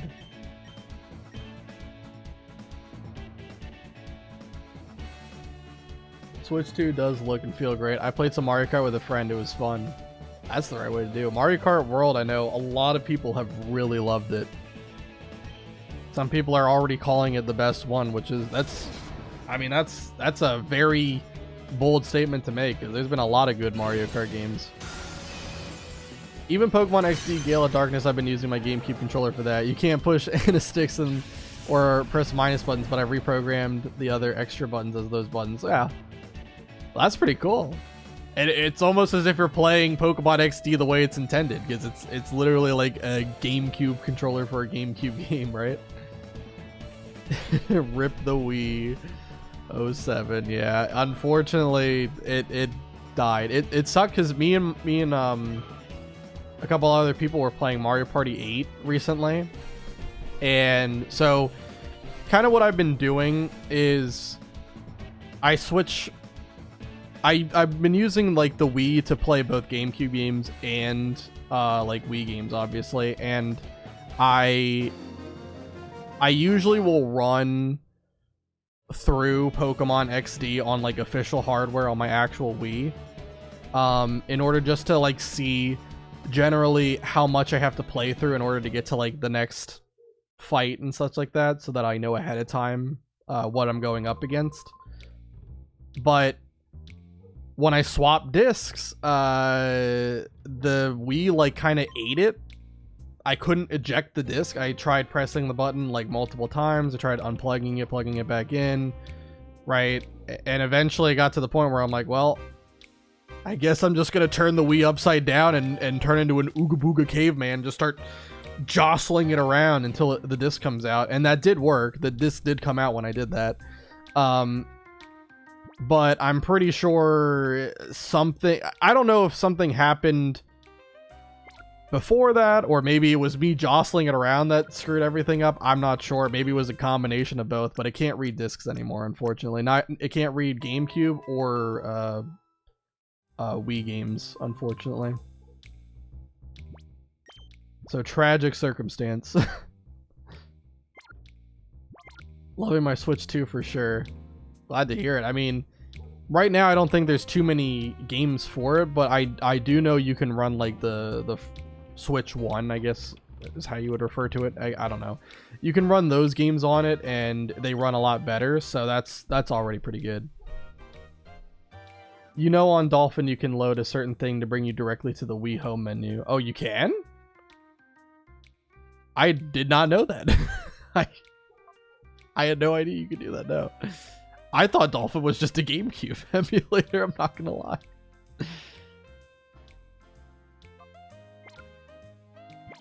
The Wii was manhandled, poor lad. Listen, it ate my disc. I needed that. I only have one copy of that. But yeah, I'm not sure if like the Wii was broken before or after I started jostling it, but I think it was kind of both.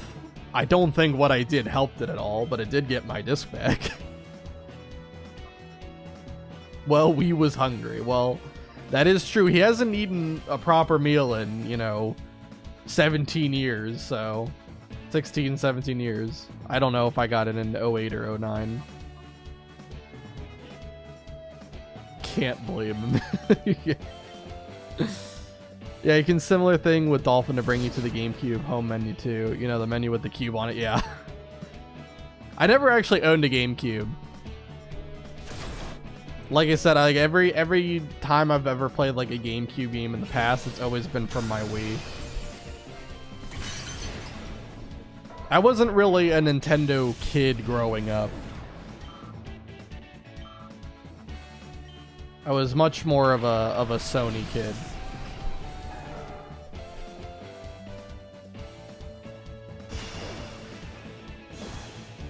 Like I had like the Game Boy, I had the Game Boy Advance, Game Boy Color, right?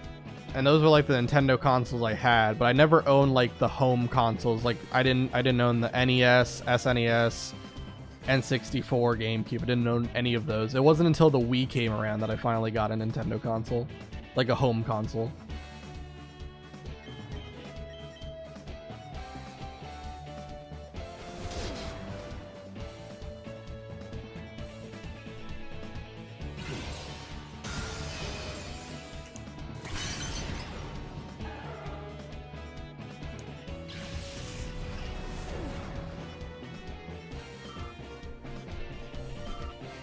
Also scooch in a little more. Oops, on my desk. Unfortunate.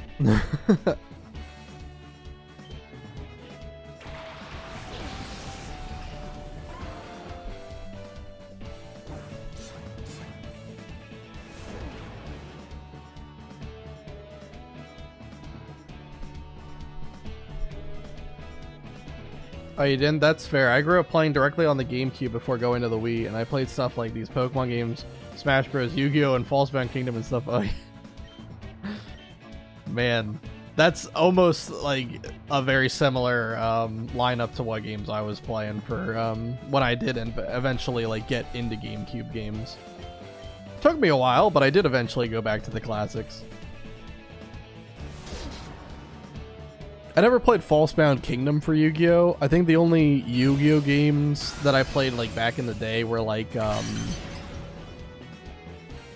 there was, I think it was called like Destiny Board Traveler. I still don't understand how that game works.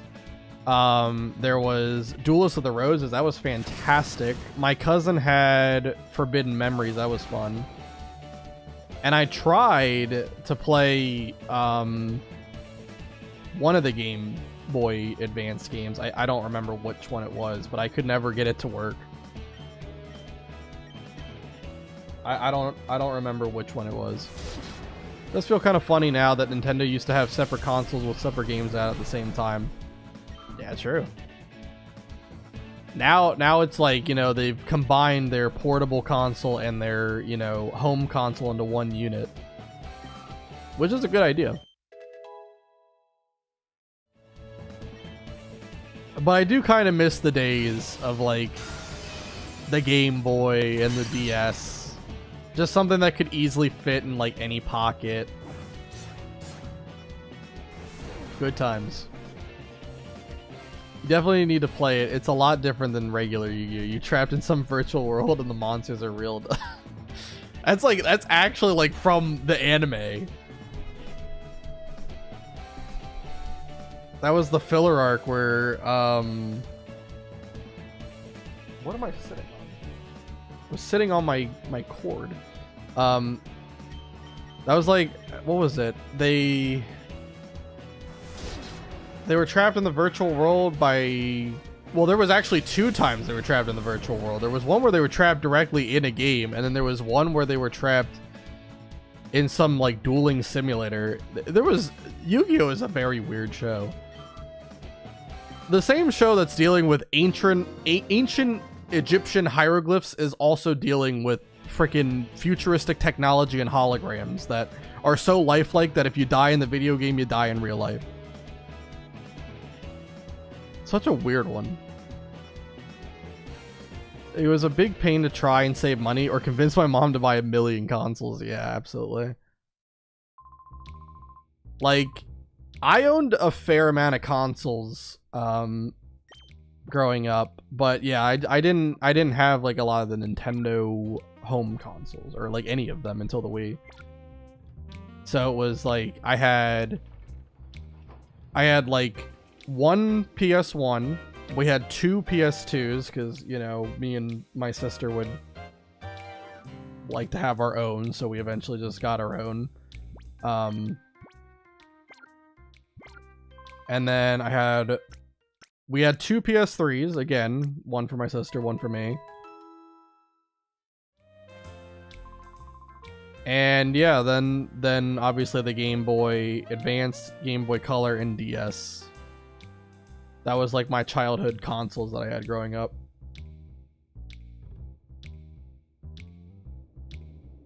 All things trend to the mean. It's like how cell phones were shrinking every year until the development of illicit online video streaming, and then the trend reversed. I know. Phones still, I think, are fine. They can fit in a pocket okay, but yeah, like the Switch and Switch 2 really can't fit those in a pocket. If you got some big pockets, maybe, but yeah.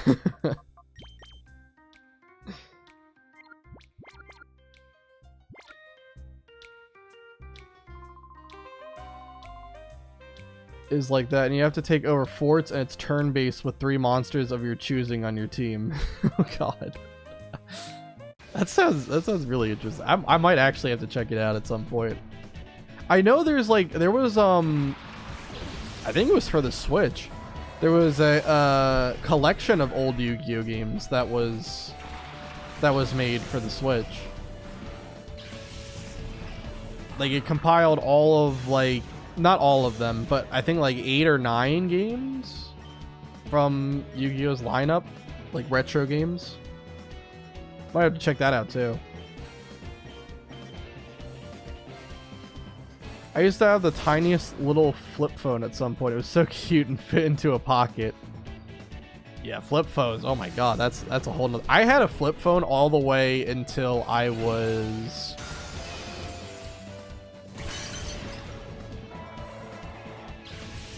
14? Yeah, I think I had a flip phone until I was 14. I kind of skipped the era where there were kind of like the like sliding keypad thing. I skipped that era, and I didn't really get a smartphone until about like a year or 2 into like those kind of life cycles. If you grew up on PlayStation, did you play Oddworld Abe's Odyssey? Never played it, but I have seen gameplay of it. Yeah. I know, like, one YouTuber I watch a lot of, his name is Kadikarus. He was definitely a PlayStation kid as well, and I love watching his content. He's very funny and talks about a lot of games that either I have played or I've never played, and he does it really well regardless. Yeah, like he's talked about Oddworld Abe's Odyssey a lot. All the collection of games. Very weird game. Little mutant alien guy.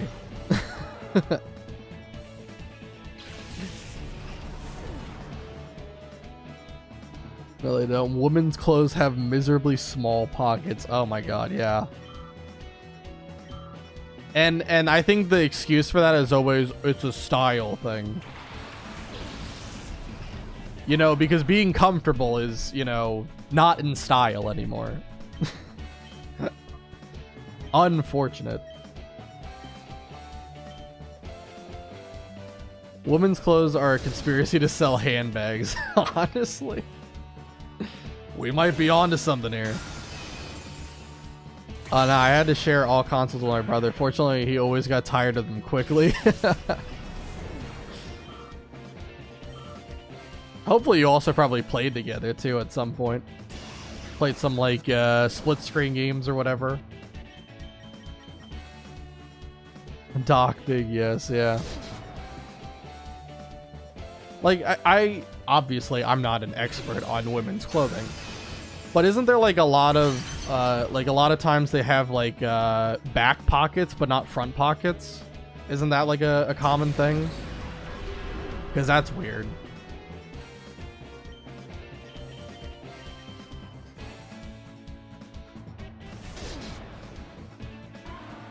Because that's just awkward. Because like when you have to sit down, are you not sitting on your phone when you do that?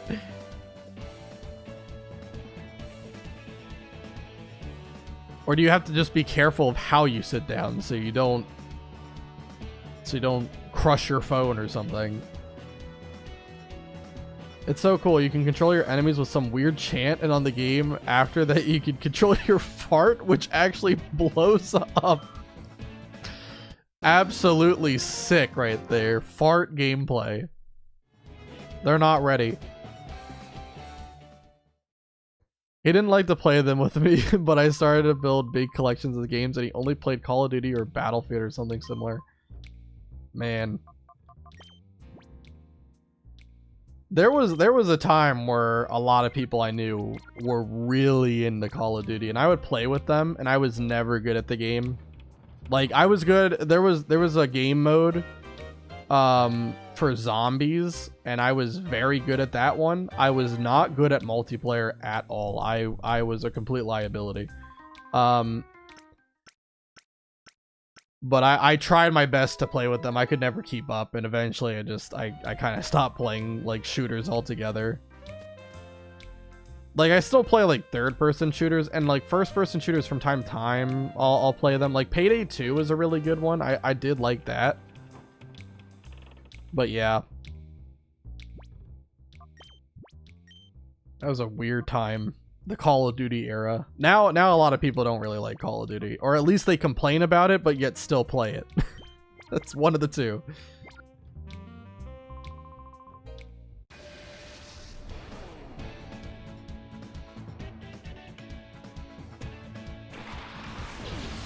Oh my god, fart gameplay. I'm interested. Well, do I have the game for you? I had pants with fake pockets and eventually got so frustrated I threw them away. Fake pockets? How does that work? They're literally just like stitched on the back, but you can't open them? Like they're like the illusion of a pocket, but you can't open the pocket to put anything in it? I've never heard of that. That's absolute wild. I still play Black Ops 3, but modded zombies, which the devs actually support. That I have seen so much for, yeah. My cousin is really into Black Ops 3 modded zombies. And I've always, like, wanted to play with him, but it's just never really worked out for us to get into a game together. But, yeah, like, absolutely, like, the zombies game mode I really liked. I was actually really good at it. Like, I could consistently get to like round like 40, which I know there's plenty of people who can do better than that, but like I'm like decent enough at the game to at least, like, no matter what map it is, I can get to like round 40 no matter what.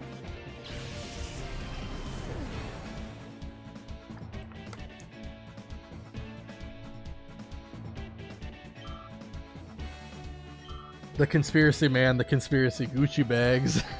Yeah. God, that's another thing. Gucci bags. Holy. Gucci anything is expensive as shite.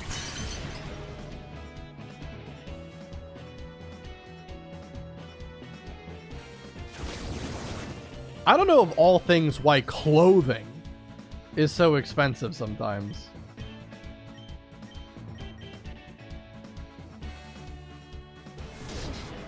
It's just odd. They made it look like there's pockets in the jeans, and it's all a lie. Fake clothes are everywhere. that's so weird. That's like the Wile E. Coyote method, you know, like painting on like a rock wall, like doing a painting of like a tunnel network, and then he just runs into it at full speed and freaking dies.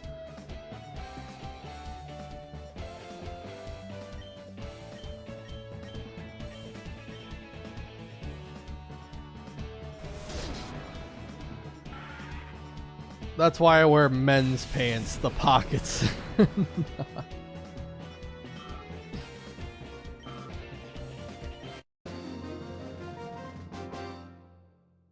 Yeah, like honestly for me, like if I wear clothes that don't have pockets, I feel lost. It just feels like I'm missing so much.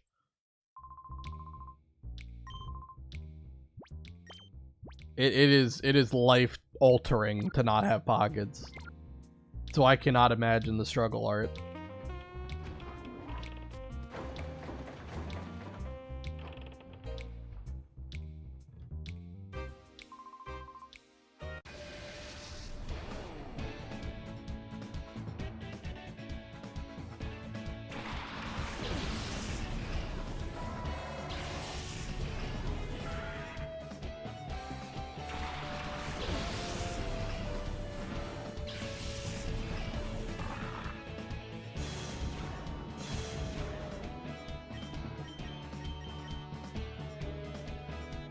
Also, I can't tell if Ice Beam is actually doing more damage or not.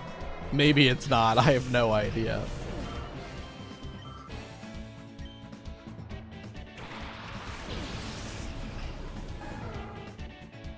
Honestly, though, at the very least, Ice Beam has a chance to freeze, so there's that. Do the calc?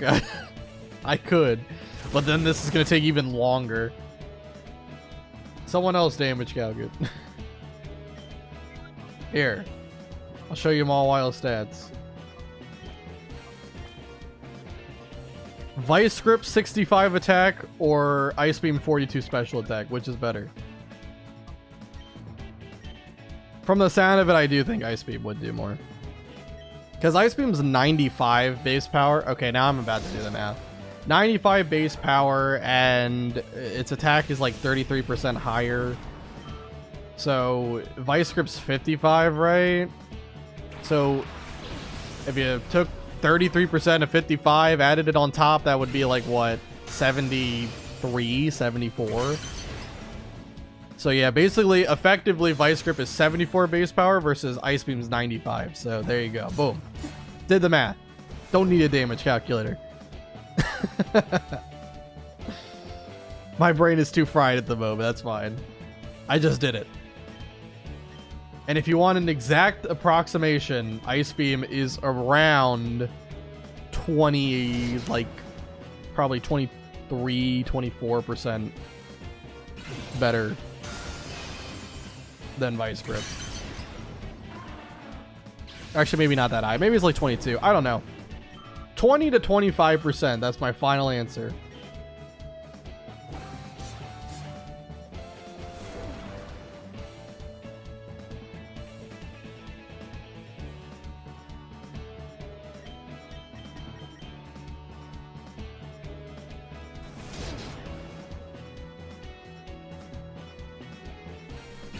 It could work, yeah. Anytime I get to flaunt my ability to do stupid math, I will always take it.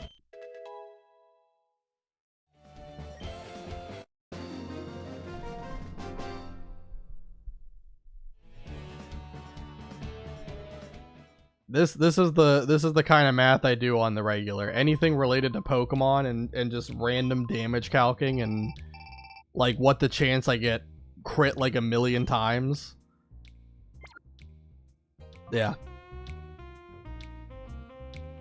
You want to know what the chance of getting crit twice in a row is? 1 in 256. 3 times in a row, 1 in 4096. 4 times in a row, 65,530. I think, or 6. It's one of those two. I don't remember. I think it's yeah, 65,530 36, I think is what it is. I don't remember. It's a skill, I use it well. I only know girl math.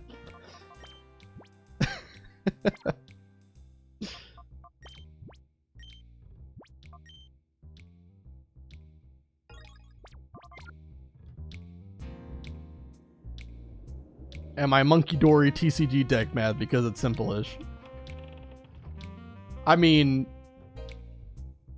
math is definitely one of the more hated subjects, but honestly, it is probably the one subject that you do use a lot more than you think.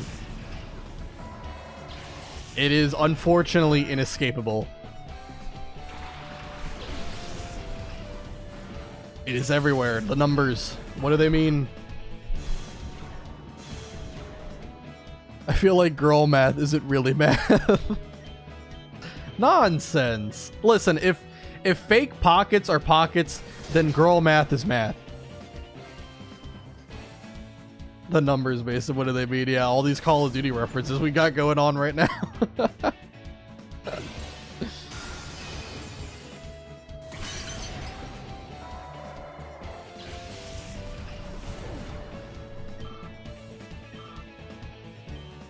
It has something to do with logic, so I can't this math.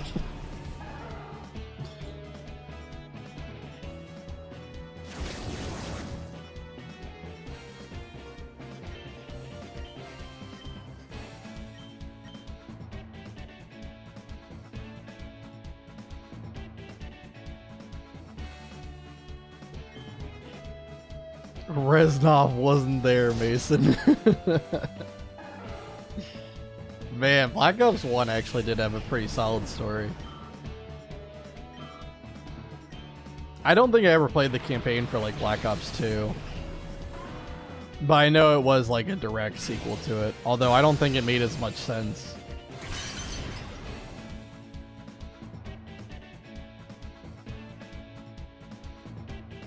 Don't worry, we only have to wait like, you know, another 10 years and we'll get, you know, Call of Duty Black Ops 12 at this rate.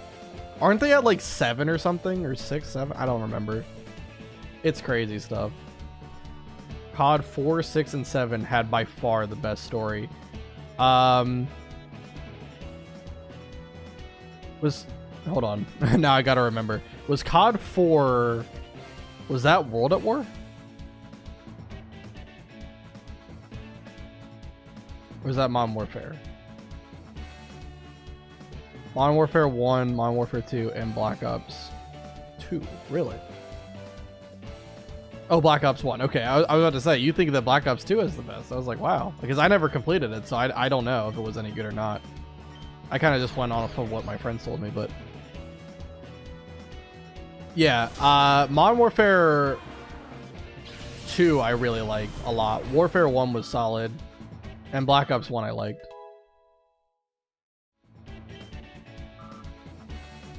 Three was okay, but not at level of 1 and 2, yeah. I like 3.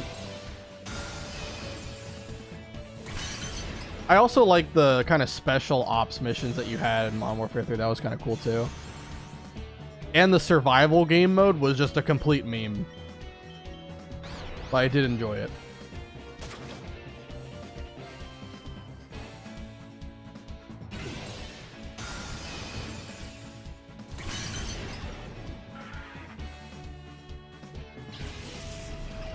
What do you think the best story is across any video game?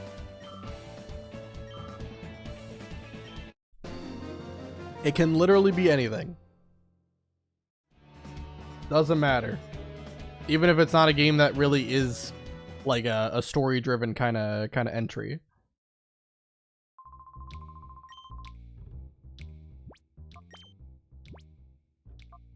Because I don't know what I would say. I lean towards a couple of games.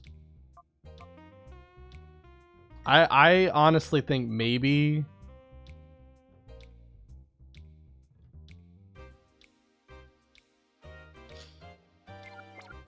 I think it... man, I don't know. I don't know. I've confused myself with my own question.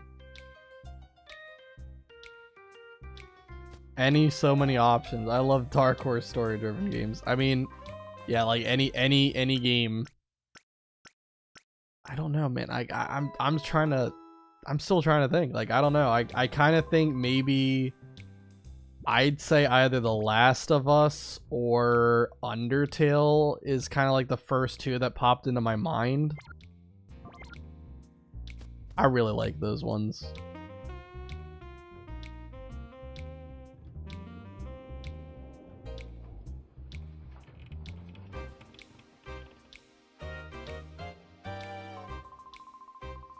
Paper Mario the Thousand Year Door had a dope story. It did. That and Super Paper Mario, the story was fantastic. Absolutely great.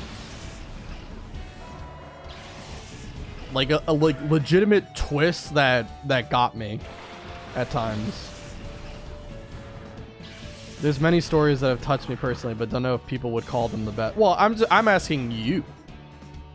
I'm asking you, like, what story like has resonated and really like have you defined as something that either is the best or that has impacted you the most, or like or stuck with you the most?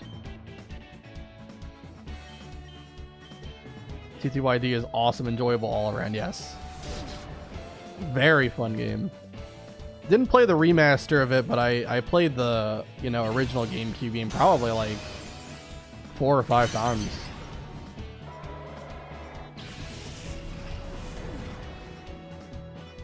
Expedition 33 Clair Obscur is new and was great. I still have not played that game. I am very excited to play it at some point. I will probably play it like before the end of the year, but I can't say anything on it right now. I've heard great things about it though. Silent Hill 3 and 4, Death Stranding, and Okami. You mentioned Okami a lot, and of course, Death Stranding, you know, you definitely mentioned your love for Kojima games. Silent Hill 3 and 4. I think I've only ever experienced the first Silent Hill game. I don't think I ever played anything past the first one. Maybe I played 2. I don't know. But yeah, I've never played those games, so I can't speak on those. Death Stranding, I know, is like kind of an acquired taste, at least for the gameplay, but the story I think most people have really enjoyed, so I would agree with that one being good. And Okami, I think you spoke really highly of it in the past, so I might have to get around to playing that at some point. Silent Hill 4 is fucked, but there are elements of the story that make it amazing. Well, it's a Silent Hill game. Of course there's elements that are going to be absolutely disturbing and fucked up. 100%.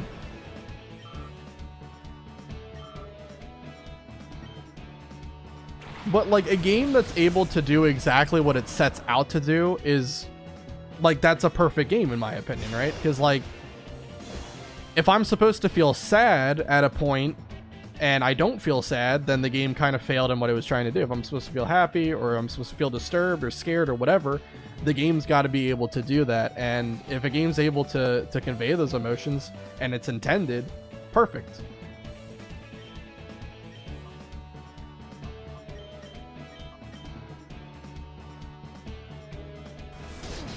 Death Stranding had a good story, but it is delivered so terribly with endless monologues I just couldn't take it. I've never played Death Stranding, so I have no idea what the story is or anything really about it. I've only ever heard the memes that it's like delivery simulator or whatever. So I don't have an opinion of it. I don't really think I would ever play Death Stranding either. It just doesn't really look like my kind of game, honestly, but hey, if you like the story, all power to you. If you don't like the story, no big deal, right? No, I mean, they fucked up the so you mean that it... Okay, so you didn't mean that it was disturbing. You just meant that like the game wasn't polished as much as it should have been. Okay, all right, gotcha. Metal Gear Solid is very similar. Long ass monologues, and I love it. You know, honestly, that's kind of like me in Kingdom Hearts. Kingdom Hearts story is so incomprehensible if you look like beyond surface level. And the dialogue is so unbelievably cheesy, you could die from the sap.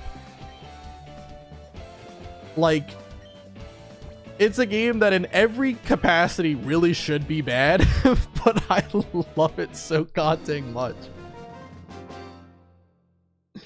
It helps that the gameplay is really, really good though, too.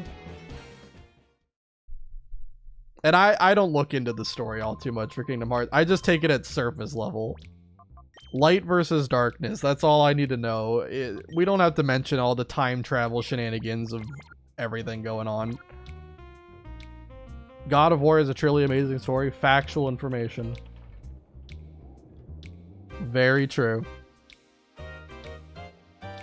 That's another game that, you know, it's like the complete package, right? It has a great story and then also really fun gameplay.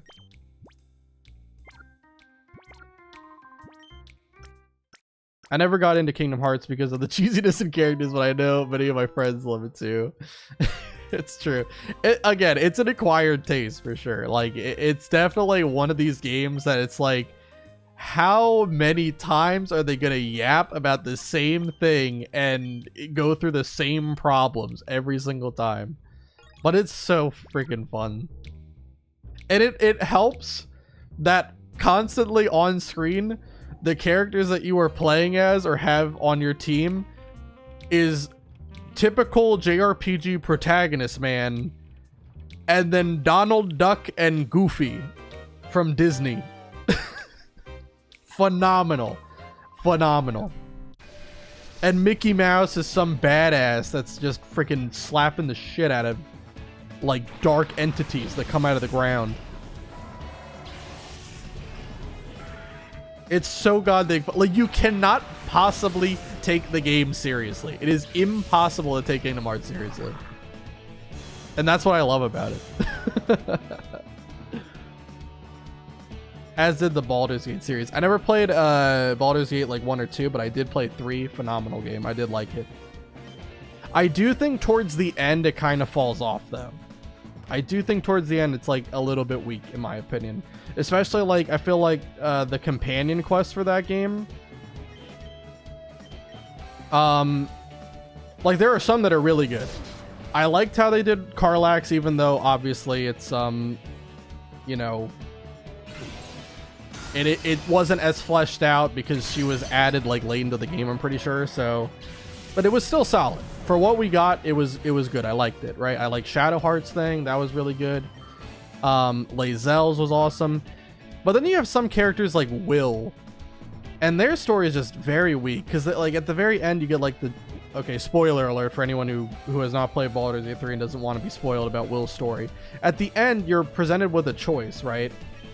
Where it's like either you break the pact with Mizora and save Will's father, or you you break the pact with Mizora and doom Will's father, or you save Will's father at the price of making the pact with Mizora eternal, right? But then there's option 3, where you don't agree to the pact and you save Will's father anyway. Why wouldn't you just do that? Like, I don't understand the point of the choice. I don't, it's so weird to me. That was so weird. Anyway, Jump Bluff is a huge example of how bad Johto Pokemon needs stat buffs. It has no offense. It does not have any offense. It does see some use in competitive for doubles, because it's a fantastic support Pokemon. I mean, when you have Sleep Powder, Rage Powder, Cotton Spore, Tailwind, those are all really good moves that can absolutely get you used, but it's still outclassed by like Pokemon like Amoonguss and stuff. So definitely it would need some kind of buff. It would help a lot. Even just giving it like a new ability would probably be enough. Goofy is my Disney husband, so I kind of get it. Goofy is a legend in Kingdom Hearts. He's fantastic. There's one time, there's one moment in Kingdom Hearts 2 where Goofy literally dies for like 5 minutes. I'm not making this up. He dies. He gets hit by a rock and dies. And then you go through like this like tear where you just kill everything. And then Goofy just shows up in like one of the cutscenes and he's like, "Why are you all so mad?" It's so stupid. It's so funny though.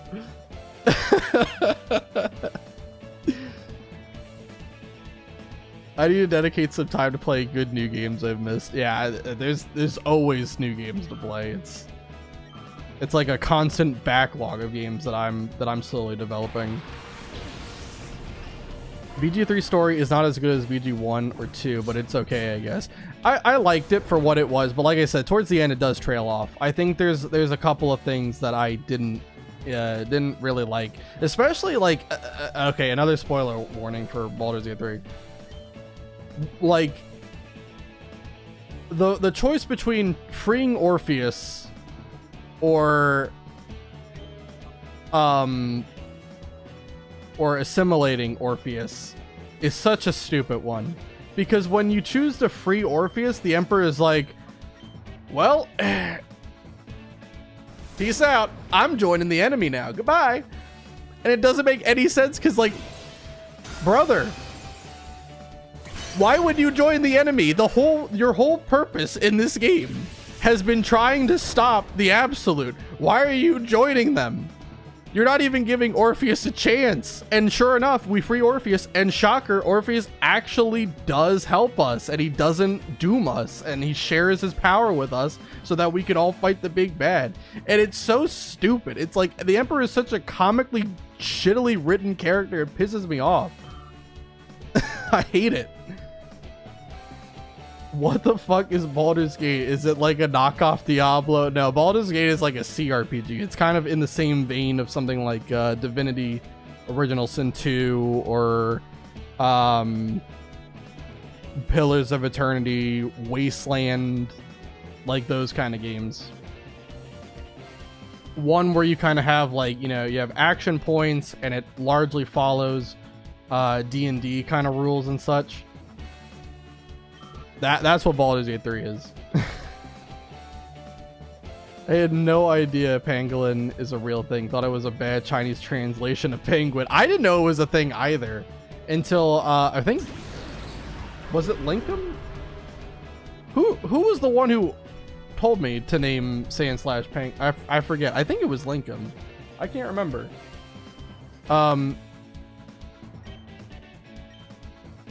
But either way, yeah, I didn't know it was a thing until I was told that as well. Until I had to name him that.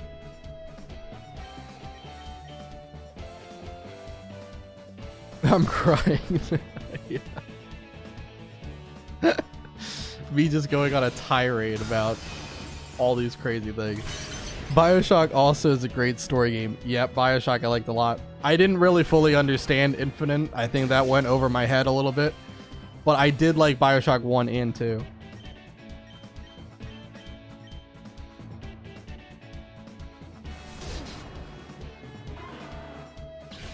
I barely know any video games that aren't Pokemon. I mean, that's fine. That's fine. I'd play a lot of games that are all over the place. The games I primarily grew up with were like platformers and turn-based RPGs though. But in my adult years, I've kind of learned to really love JRPGs a lot. How close are you to 36, Jump Bluff? You are super close to 36. All right.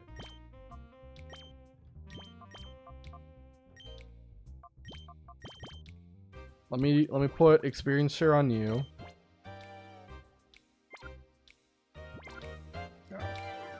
Pangolin is a very cute name. Yeah, it's a cool name as well. Like it kind of fits both. I like it. I did not know that was. I always, for the longest time, I thought Sandshrew was, or I don't know if it's Sandshrew or Sandslash that's based on a pangolin. I can't remember.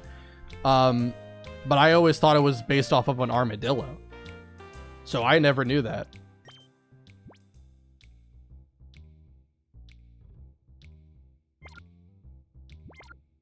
So you learn something new. Also, Red Dead Redemption 2. That's another very good one.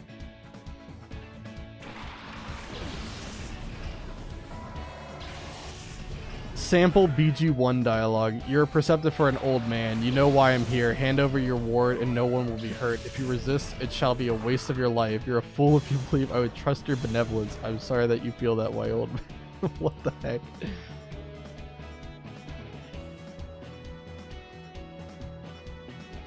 God dang. Getting serious. I want to hug Arthur. Yeah, Red Dead Redemption 1 was also really good with its story too. Ending is definitely very impactful.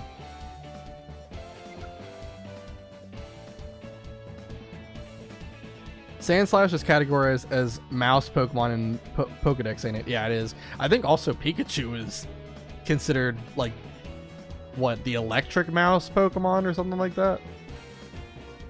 There's a lot of mice in Pokemon. Got a rat infestation. Alright, actually I can just swap out a jump level. It'll get to 36. I just wanted to get more experience up on Mawile.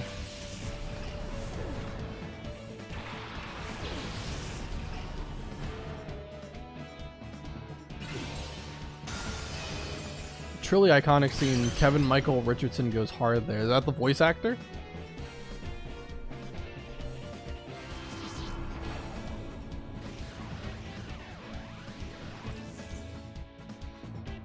I don't think I'm familiar with that voice actor.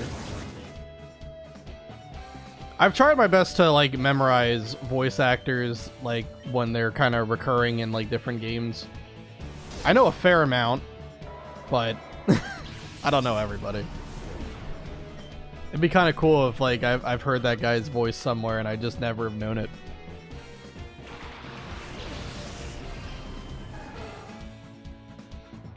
If Pokemon was realistic, there would be a million species of Pokemon. Yes, there would be a complete infestation. You absolutely have heard him somewhere. I probably have. I can't remember any voice actor with that name. Voice actors that like I immediately can recognize are like I'd say Erica Lindbeck, Max Middleman, Tom Kenny. Those are like the big ones that like no matter what I always recognize them. You ever watch Family Guy? Yes. I've heard the 85,000 voices of Seth MacFarlane.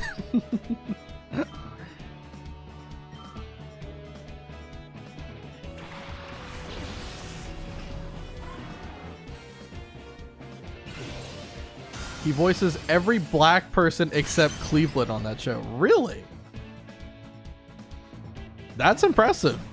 That is impressive. Okay, so then I have heard his voice.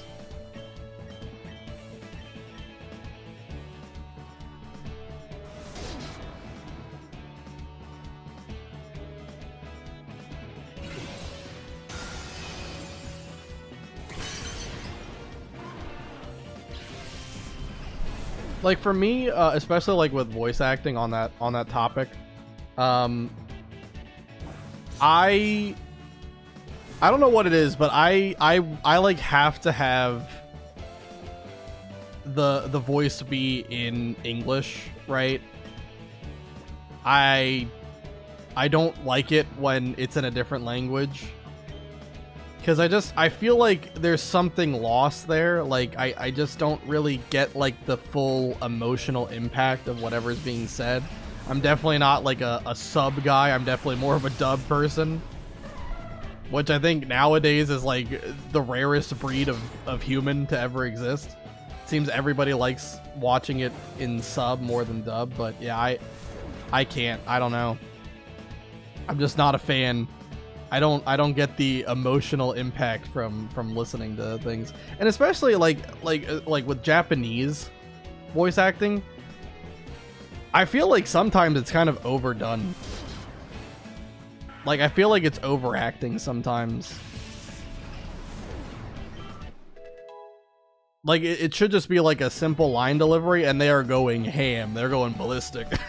And that's like, I have no idea why. That's sus. It probably is. I definitely think it's a hot take, and that's fine. I don't know. Y'all Americans need to start learning languages. The thing is, like, I definitely can pick up on some words. Like, I've played games that only have, like, Japanese voice acting. Like, the Digimon games, like Digimon Story games, they only have Japanese voice acting, and I've played those games many times. And I can, like, pick up on what words mean what, but it's still just, it just isn't good. Like, I don't resonate with it as much when it's in a different language. Even if I do understand what's being said in that language, it's still just kind of like,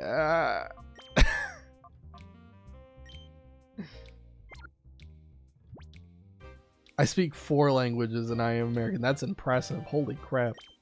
What 4 languages do you speak? The only way I'm bilingual is if you count English and gibberish. I'm just messing with you. I mean, I obviously I know you're not like being too serious. You're not going too hard on me, but like it's definitely just something about me. I don't know. My brain is not wired correctly to appreciate the talents. And I mean, they do have talent, don't get me wrong. The ranges that like a lot of the voice actors and like, you know, especially like Japanese voice actors have, it's incredible. It's incredible, the range that they have. But I don't know, it's just never been something that I've necessarily liked more than just hearing it be dubbed.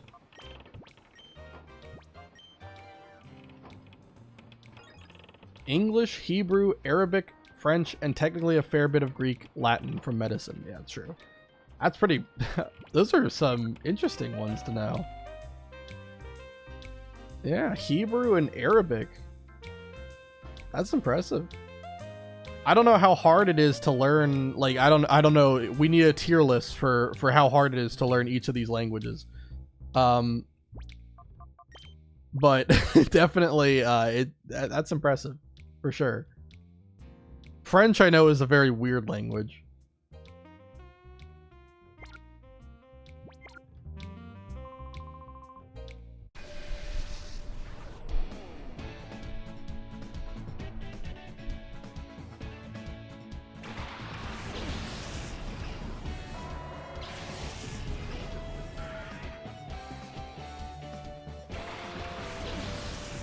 Like, the only language that I've ever wanted to learn, really, is German.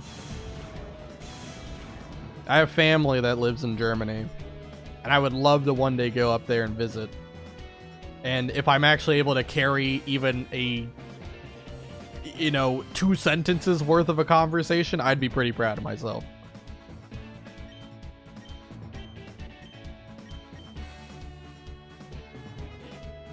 I know enough French to read some news and get around, but speaking is so tough. Well, yeah, I mean, I think usually I find it is easier to read in a different language than it is to speak in a different language, at least from my experience learning like Spanish in school, and even like the bit of German that I've done.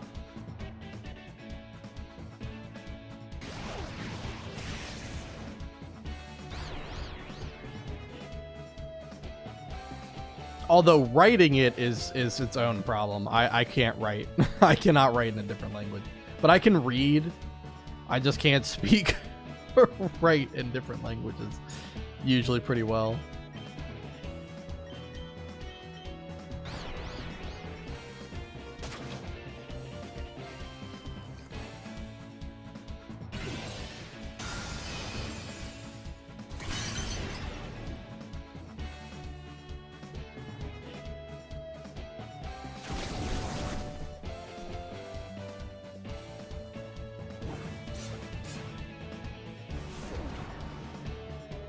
Alright, now that jump level's 36, though, Mawile is going a lot quicker now because I have the experience share slapped on it. So hopefully this will go a lot quicker, and Sandslash is going to hit himself in confusion 2 million times. English, Finnish, Swedish, and French are the ones I know. And were all of those like required for you to learn? Or did you go out of your way to learn like some other of the languages? Because I know you mentioned that like English and French were, you at least said that those two were like ones you had to learn in school. Because like French was like a I don't know, one of the I don't know, one of the primary languages considered like one of the primary languages spoken, so you have to learn it. Oh, French was voluntary. Oh, was I wrong? Was it Swedish that was the one that was like I don't know, how did you describe it? I can't remember. I feel like there was a term for it. It's completely slipping my mind. I don't know if it's like national language. I don't know. I don't know what I'm thinking of. That doesn't sound right, but maybe it is. I don't know.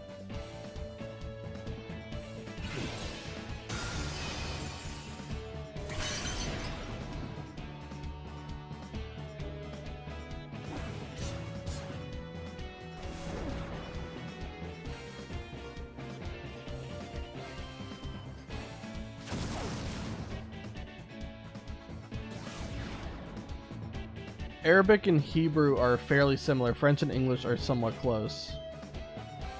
There's a lot of languages that like borrow certain kind of, I guess, rules, like grammatical rules from like other I mean, English is like borrowed from like almost every goddamn language in existence, but yeah, I can definitely see that. Swedish is the second official language here. I don't know if that's the correct word, but anyway, I'm not sure. Maybe I'm coming up with something that it doesn't even exist. I thought there was a term for like when a language is like commonly spoken in an area. I felt like there was a term for that. Maybe I'm just stupid. I don't know. That wouldn't be the first time.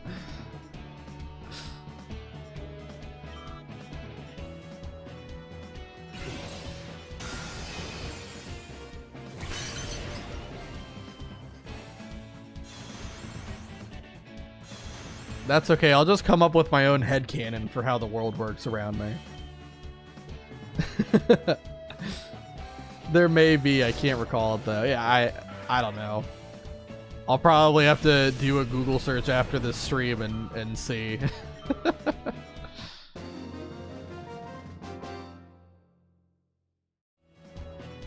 That's okay, I'll just sound like an idiot in front of a camera for, you know, a couple of hours every so often.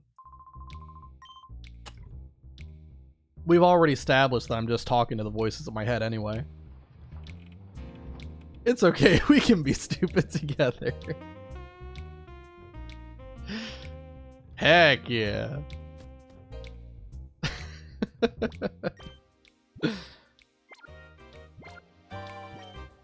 Nah, you guys definitely aren't stupid. You guys are big brain. Giga brain.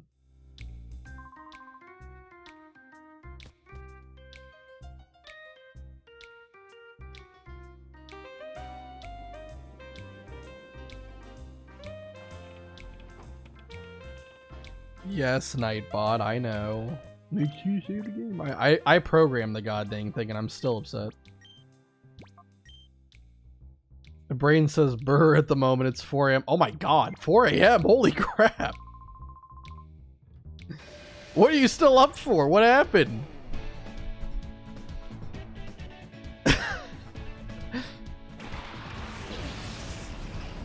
When do you normally sleep?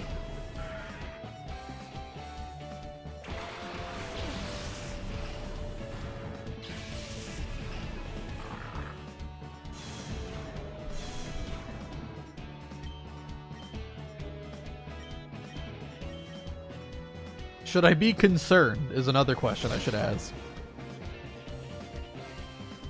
I often go to work at noon. Okay. So what, you like sleep from 4 to 10:30 or 11 or something?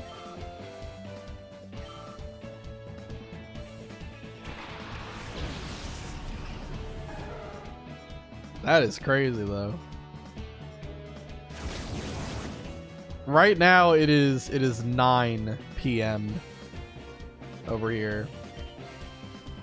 But yeah, it's a bit more late than normal. I should sleep. Yeah, perfectly fine. If you need to sleep, go ahead and do it. The only thing that's gonna happen this stream, I think, I'm hopefully, all this grinding was worth it, and I end up getting Zangoose.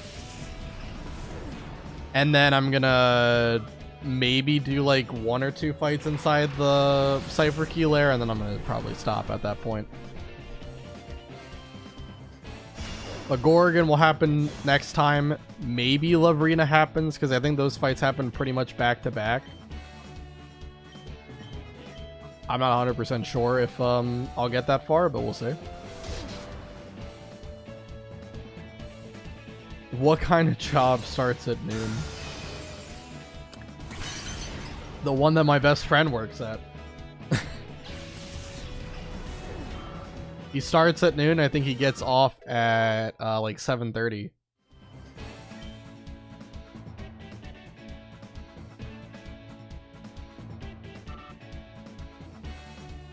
I was planting trees at work yesterday, and needed the energy drinks. Yeah, I get it yesterday because, yeah. All right. I needed the energy drinks to not fall asleep right after work. Well, I mean, planting trees is definitely hard work, so I can understand. Definitely needing something to perk you up.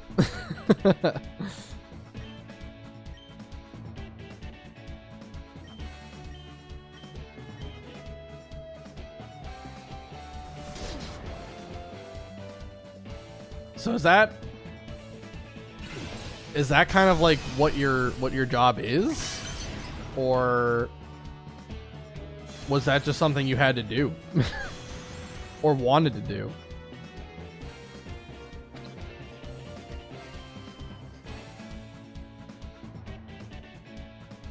The answer is swing shift, a noon to midnight shift at hospitals that ensures that someone is available to work through shift change at 7. Hospital work hours, they don't exist. They change every minute. I mean, you're like constantly on call so they can, you know, be like, hey, we need you, come in. One of my cousins works at the at a hospital. They're actually like they're in like trauma, right? Like emergency care and trauma. And they've told me that kind of their way of going about getting through their shift is kind of just trying to find time now and then that you can kind of get in a little bit of sleep or something as you go throughout the day, because you pretty much never get sleep. It's wild. They do exist. They just kind of suck. It's not kind of suck. They absolutely suck. I mean, it is crazy. There is no shortage of needing doctors, or, you know, work for doctors to have. Like, there just incidents constantly come up.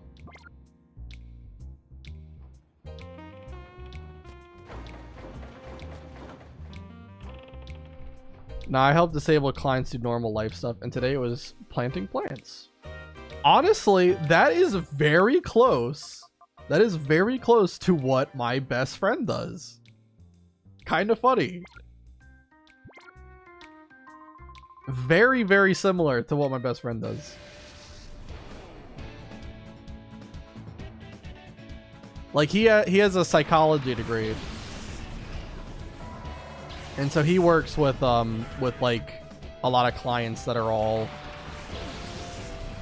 not necessarily disabled, but definitely like clients who are dealing with some level of mostly mental health problems, right? You know, but it's very similar. He basically structures kind of like lesson plans for them. He's not a teacher though or anything like that, but he's just someone who works with them closely, makes sure that they're taking care of themselves, right? And even sometimes goes with them to their house or to like different places they want to go, right? Make sure that they're getting everything done that they need to do, and they're maintaining a normal regular life, right? Working at a hospital would be too hardcore for me. Yeah, that's cool. Yep. The schedule is very flexible, 24/7 covered, so I can't really leave ever, but there's rarely 24 hours worth of work every day. Well, I guess that's kind of a good thing, right?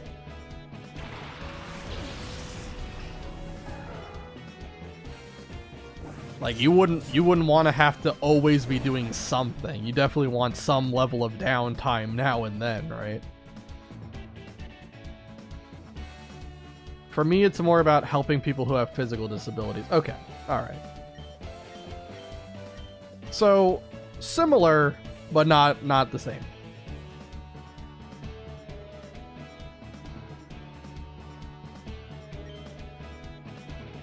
Doc is always at work. Damn, I'm at work right now.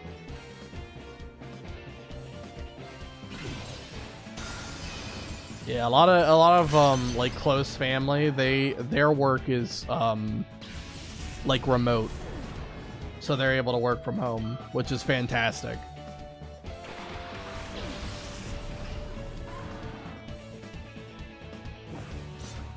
Hospital still running, so ICE still running. Yeah.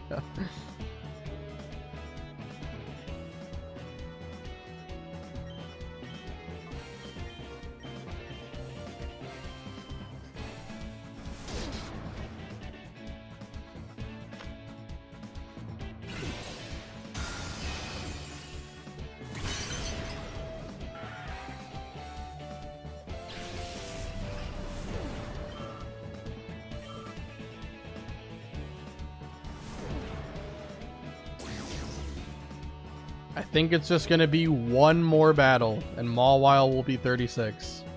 The day is finally coming. We will actually be able to try to catch Zangoose. Oh my goodness.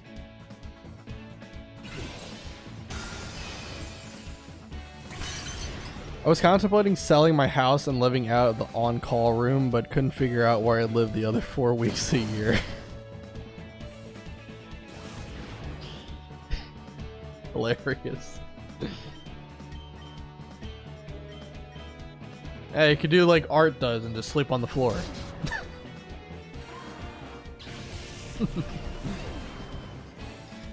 I've been doing some remote gigs before in marketing communications, and I sort of hated it. I find my work more meaningful now. Yeah, I mean,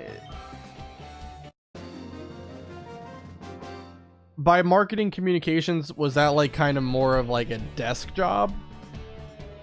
Because that is definitely not fun at all.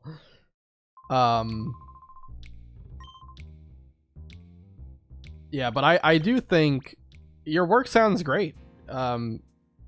Anything that helps people who are less fortunate, right? You know, it's a very noble reason, and it's absolutely needed. So it sounds great. Sounds like what you're doing is wonderful. I don't recommend the floor. Your back will scream for help. Very true. Do you sleep on your back? It is physically impossible for me to sleep on my back. I have learned this about myself. It's like almost kind of like a superpower. When I really want to wake up, all I have to do is try to lay on my back and I will immediately wake up because I'm uncomfortable. It's crazy. Like, I can sleep any other position, but I cannot sleep on my back. On your side, yeah, that's usually what I do. Sometimes it's stomach. Sometimes it's kind of both. But I would say side is like the most common one that I do. Yeah, but if I try to sleep on my back, it's not gonna happen. I will just wake up.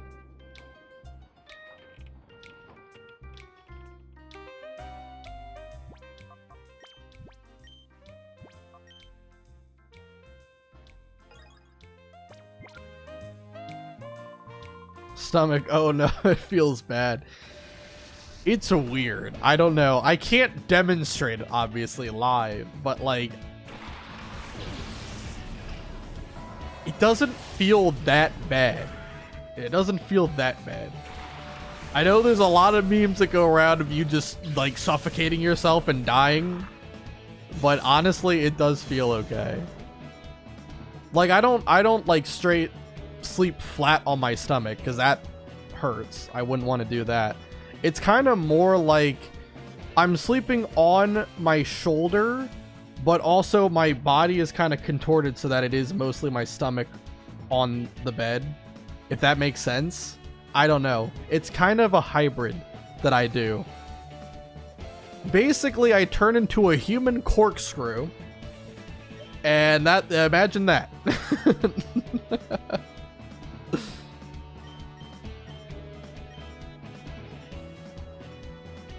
Doc, I'm convinced you're not a real person. Don't sell your house.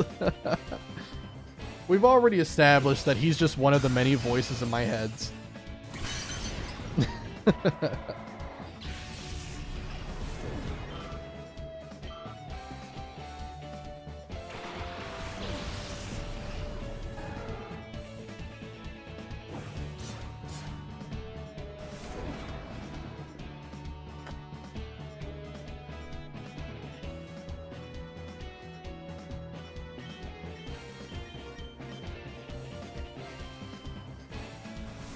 All right, 3 more Pokemon to go, and then I gotta make sure that I teach Mawile Sweet Scent. That has to happen, and then we can catch Zangoose, or at least attempt to catch it. Not guaranteed, but I would say the likelihood we catch it is probably like it's at least 95%. I would say, but there is a chance. There is a chance it goes wrong.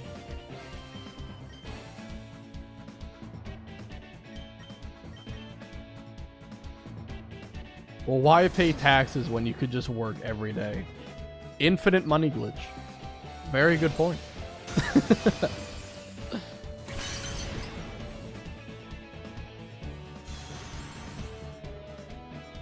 I imagine twisting yourself like that is not great for body in general.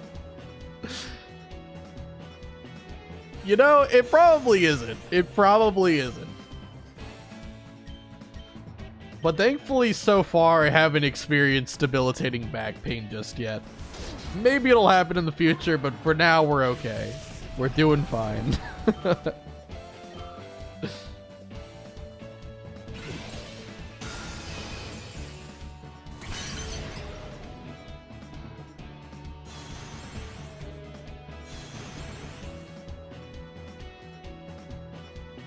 If work every day when play Pokemon. Well, that's the thing. All I gotta do is make streaming my job, and boom, problem solved.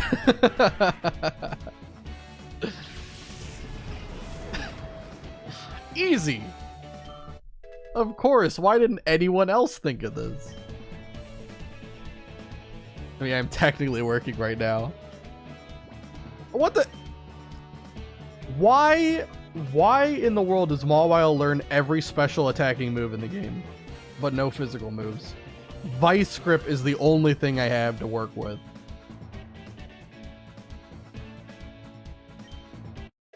actually crazy.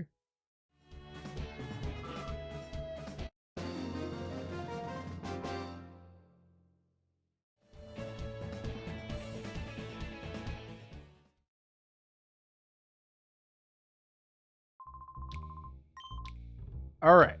Officially, we're 36. I'm taking the experience share off of Mawile. We're going to put Jump Bluff and Mawile in the lead. I'm putting a Lumberry on both of them because we are going to have to deal with this stupid Doduo that knows Tri-Attack, which sucks. 10% chance to burn, freeze, or paralyze, so don't want to deal with that.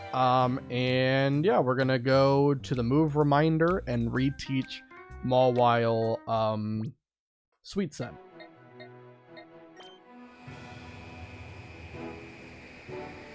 Don't be rude, Mawile is special. Mawile is definitely a special Pokemon. It's just not a special attacking Pokemon. I do really like Mawile's design though. Mawile has like one of the cooler designs.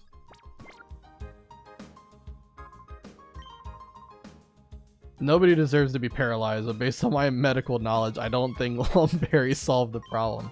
Yeah, I don't know what Lumberries would equate to in the real world. Probably nothing.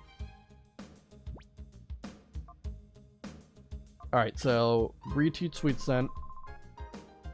Oh wait, you're the move deleter. I don't need you.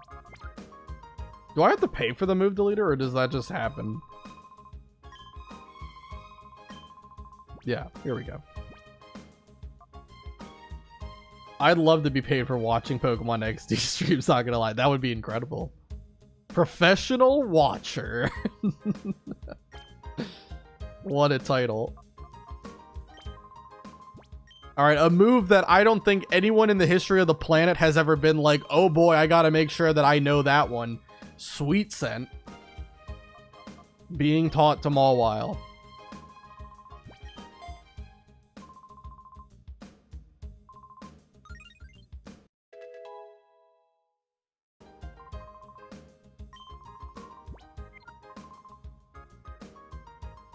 Alright, so let's go heal up.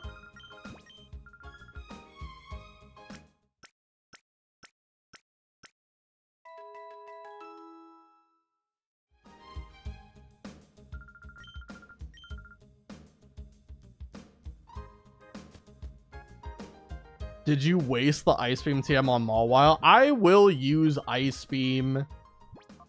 I can always buy more. TM 13 for, what, 4,000 Poke Coupons? No problem. We'll just play more bingo. Also, I need to take Togepi off the team. Oh, is Togepi still not purified? All that walking?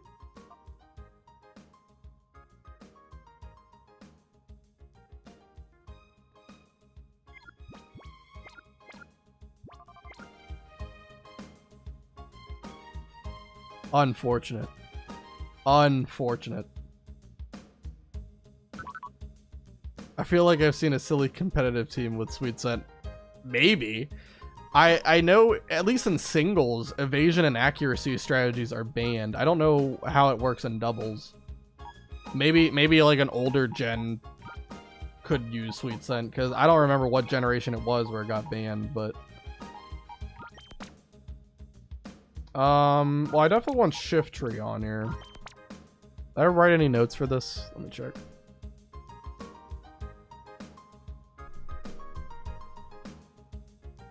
No, I didn't write any notes. I think Sand Slash is fine to bring.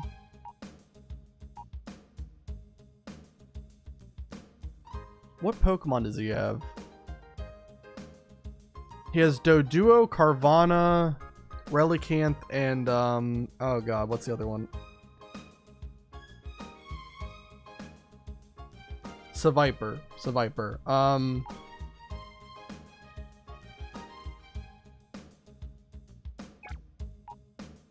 I guess I will bring Espeon then. Or, no, I'll bring Ursaring. Ursaring solid. Houndoom's not going to be good.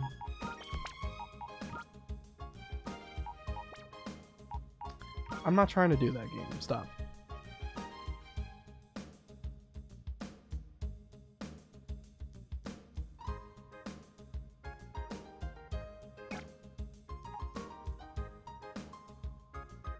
Do I want Mighty Anna? Nah, I like Electrode.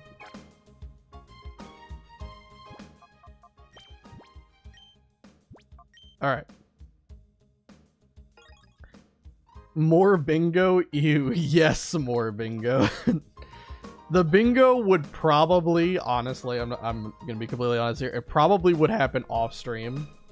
Just because you kind of seen it once, you've seen it a million times. But the battle CD thing will still happen after I beat a run. You have my word, that will happen. Alright, so Jumpluff and Mawile have Lum on.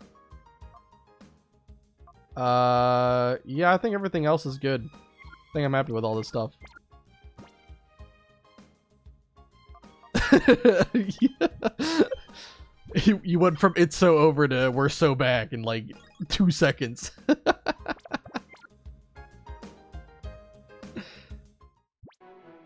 Alright, here we go. Cypher Key Lair. Let me also make sure. I'm pretty sure Jumpluff does have Protect. Well, let me just double check really quick.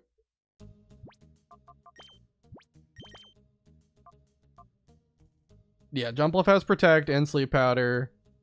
Oh, wow, that's Sweet Scent. That's all we really need to check. Alright, we're good. Do you believe that we can catch Zangoose? You've got to believe. It won't happen if you don't believe. Okay, good luck catching the big guy. Yeah, big man. I have to fight the big man to get the big man. Alright, here we go. Quit scurrying around. You're getting on my nerves. Don't think you're hot stuff just because you beat me once by a fluke. And what's with showing off that weird machine on your arm? You're begging for a thumping, and I'll deliver it this time. I'll bash, thrash, and crash you, just like you want. Fails to catch Zangoose, hangs noose, yeah. Hopefully not. Let's hope we just get him, and, you know, easy does it. So remember, Zangoose, even though it's level 28 here, it's actually level 31 because it's being boosted since it's being used by the AI trainers, so just want to clarify that it wasn't excessive to grind to 36. Zangoose is a monster. It's going to be hitting hard, although with Intimidate I should have an extra layer of protection. So what we're going to do, we're going to Protect and Sweet Scent, and I'm hoping that like Jumpluff gets double attack. That would be the best case scenario. Okay, good. Alright, if Doduo can also attack into Jumpluff, that would be fantastic. If it uses Peck, it's probably going for Jumpluff. It's going Tri Attack. Oh no, it's still hit. Okay, perfect. Great. I mean, I guess Tri Attack would do more damage, right? 80 base power, Peck is only 35. Yeah. Fair enough. So now, if you don't know how evasion stages work, basically -1 evasion means that your move, or the Pokemon has like a 70% chance to evade, which can be reworded to being a 1.33 modifier, like multiplier, sorry, not modifier, to your accuracy. So 75 times 1.33, 100. Guaranteed to hit. And we'll just Ice Beam Zangoose, I guess.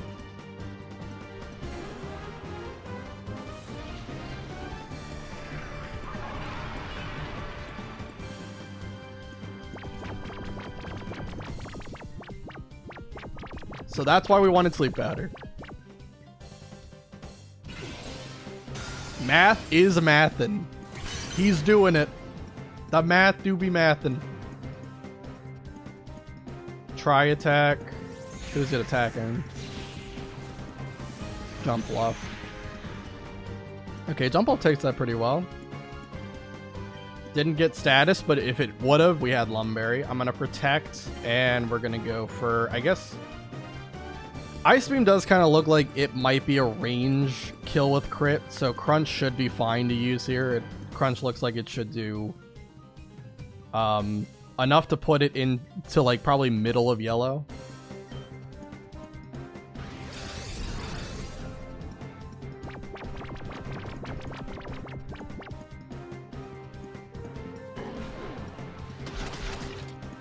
Yeah, that's good.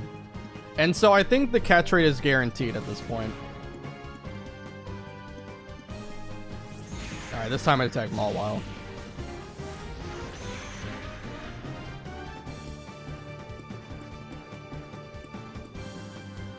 So, we're guaranteed to catch, so we'll just go for,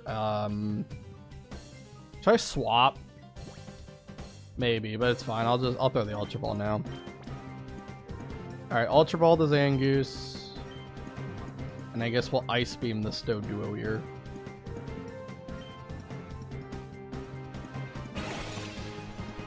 No. Cannot swap. Should have sleep Doduo and caught with the other Mon. I think it'll be fine. I think we're pretty over-leveled for this fight outside of catching Zangoose, so...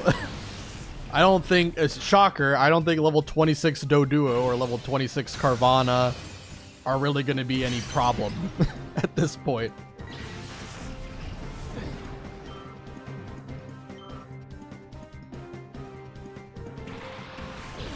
So Viper's in. So let's swap Jump Bluff for Shift. Maybe not yet. You know, let's do this. Let's go Protect with Jump Bluff. Oh wait, I already did Protect. Well then let's swap Jump Bluff for... I don't know. Ursaring, why not? Get in here. Because I'm sure Ice Beam might be a 2-hit. So Viper doesn't have rate bulk.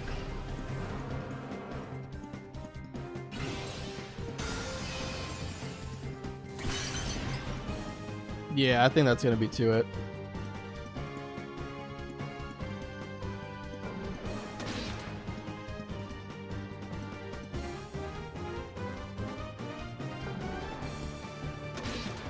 Imagine having 2 Pokemon in your team that are mortal enemies. Yeah, Zangoose and Viper. Although I'm gonna tell you right now, Zangoose wins 900 times out of 900. Like, I'm sorry, my boy Viper, or I guess in this case my girl Viper. You ain't winning against Zangoose. It's not happening. Zangoose has 2 abilities. One that it doesn't get until a later gen, but like immunity, which makes it immune to poison, and then toxic boost, which literally powers it up when it is poisoned. And yeah, so not great, not looking good for Viper.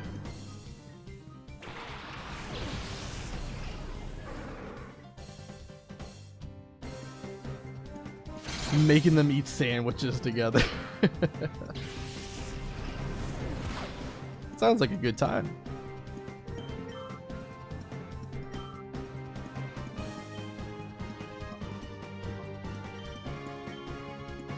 Alright, let's swap into the Shift Man. And we'll just Giga Drain this thing next turn and it'll be gone.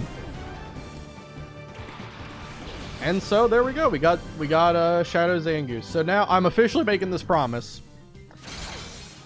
Zangoose, Espeon, and Hariyama. If all 3 of them are alive when we get to Gorgon, I think I have a strategy where I am not going to take a single point of damage during the battle. I'm that confident to say it, but I need those 3 Pokemon to stay alive.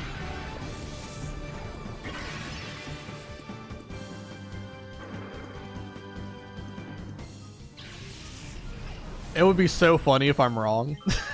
It would be so funny if the plan does not work, but I think I've got it.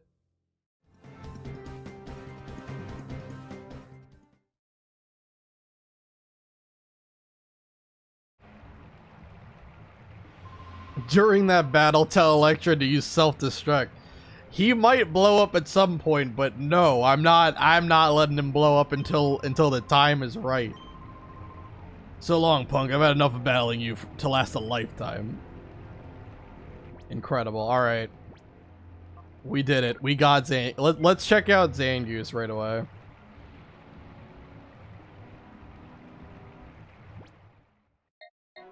And I think what I'll do, I'll probably do like 2 fights inside the building, maybe a little bit more. I don't know. We'll see how quick it goes. And then we'll probably stop there.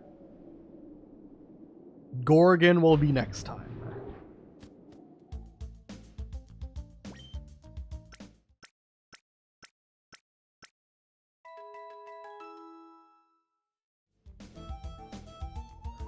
Alright. Oh, I think I forgot to update the team as well. Again. I made all those swaps and I forgot to edit the team. So, I mean, to be fair, really, Jumpluff and Mawile were really the only ones that saw a lot of usage. It was kind of Ursaring and Shiftry towards the end, but... Gorgon awaits, yeah. Alright, so let's put... Who do I need? Espeon, Houndoom, Hariyama. Okay, Espeon. Oops. Well, actually, I guess... Yeah, the top 3, I can take them all off. Alright, then let's also check the Zangoose out. He has a silk scarf as well.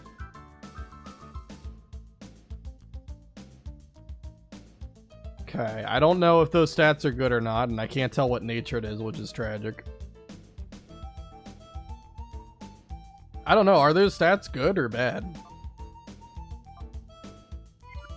No idea. I also could just purify him. How close is Togepi to... Oh, it showed me the bar right there. I might purify these 2 really quick, just to get them out of the way.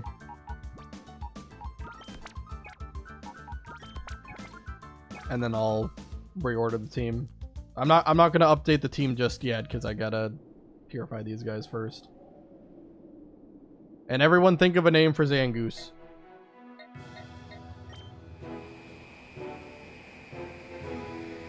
We could name him something like Loosey Goosey or something like that.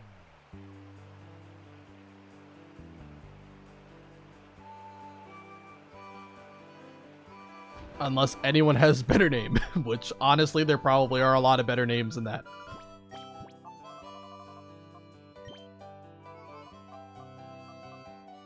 I'll just buy like 11. That's gotta be enough. Please tell me that's enough.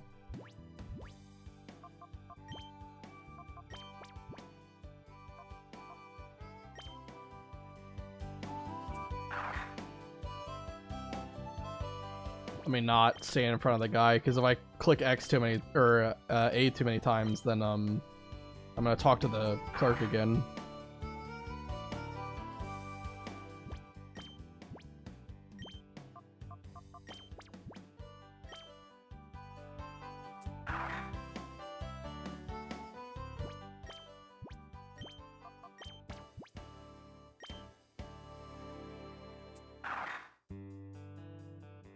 Just slowly massaging our Zangoose until she likes us.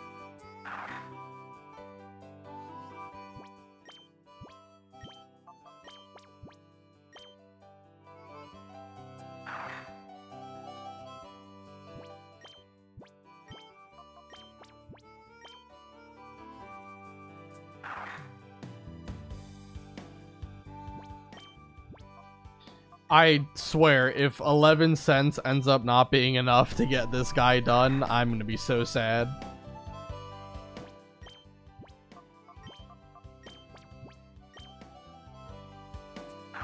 Please tell me that it's gonna be enough.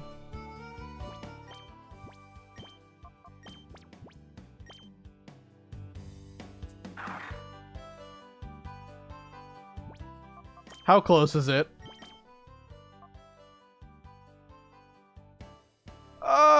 man, I'm gonna have to spend so much money on these guys. Togepi and Zangoose has drained my wallet. It's horrible.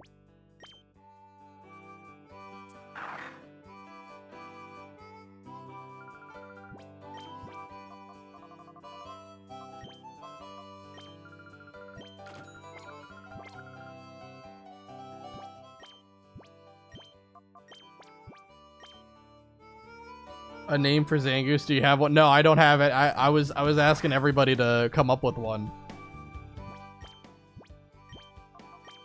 I still need one. It's a female Zangoose, if that changes your opinion on anything. Okay, how close are you guys? Can I just walk? Probably do one more in Zangoose.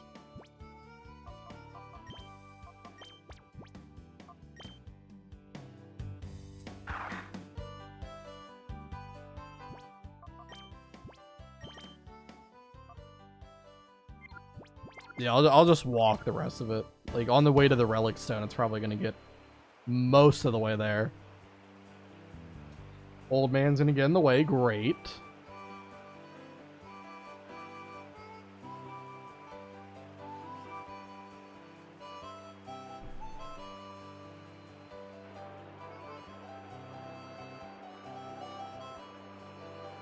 I'm gonna walk around the Relic Stone.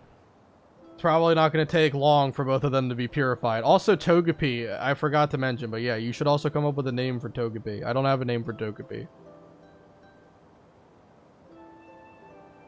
Could just call him Eggman. I'm not opposed to it. I would call Dixie after a cute fox that's fur farm rescue. Oh, okay.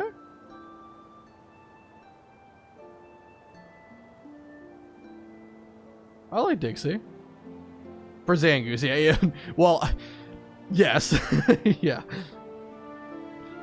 Now, if Togepi's getting named Dixie, then because of some fur farm rescue, that's,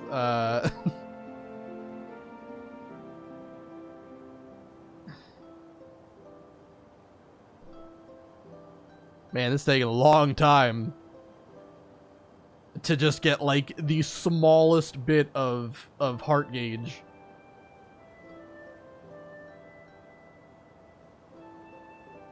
Why does this always happen? Isn't it like every 128 steps or something? Like, you get, like, a little bit towards the heart gauge?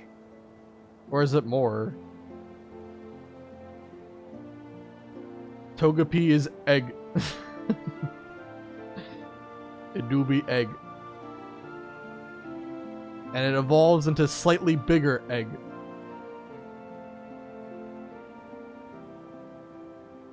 This is unbelievable how long this has taken to get the littlest amount of heart gauge. Egg is a great word. Phenomenal. 10 out of 10. Love that word. Can't get enough of that word. Alright, Zangoose is done. Togepi's gotta be right after. Come on. Togepi. Come on. Yes, I know Zangoose can be... There we go. Perfect. Alright. Alright, Dixie the Zangoose. About to be purified. Egg out of 10.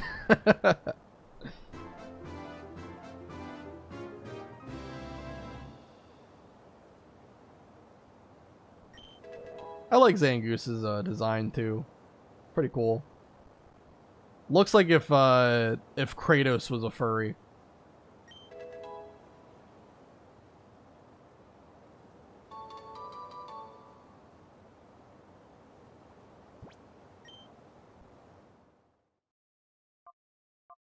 All right, Dixie.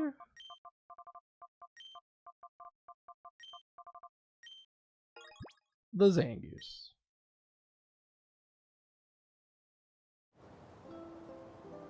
All right.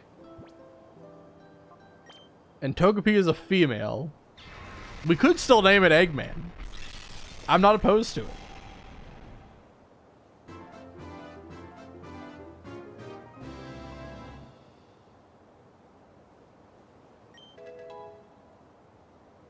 Or you know what we can name it? I got a great name. Great name. Phenomenal egg name. Egg woman. Yes. No. I got a great name. Great name.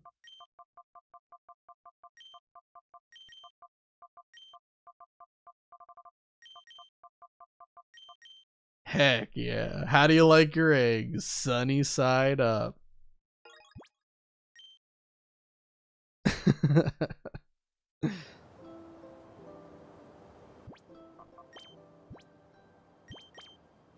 All right, what nature we got? Hasty. Oh yeah, we already went over this, the minus defense nature, but that's so annoying that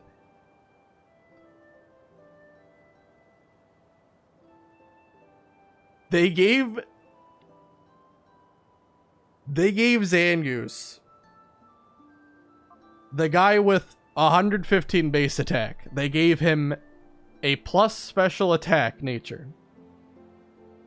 And also it's minus defense. Are you kidding me?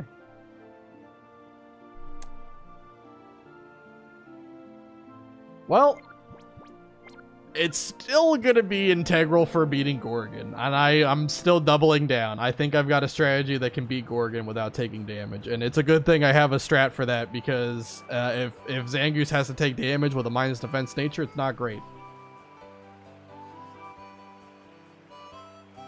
Tragic. All right, let me replace my team, and then we'll do a couple of fights inside the building just to clear some people out for the next time we play. All right, and I'll update the team as well. Yeah, Shift Tree and Electrode we want on. Sunnyside and Dixie will be going in the box for now. We'll worry about them later. I think they just misspelled mid there. Tragic. It's even worse than mid. I would say next to modest, that's probably one of the worst natures you could ask. Quiet also would be pretty bad too. Just a tragedy. Extra L. Alright, so who's the first trainer? First trainer. Minun, Beautifly, Lydian, and Lumise. Okay, let's do you two in the lead. Also save, and then let me update the team. So we got. Let me pull up the party.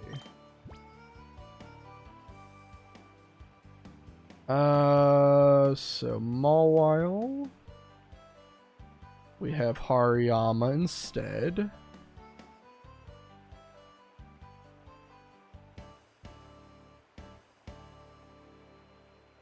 Hariyama is very, very small.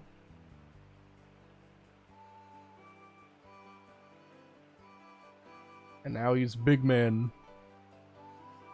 Alright, and then Sand Slash. We're replacing with Ursaring.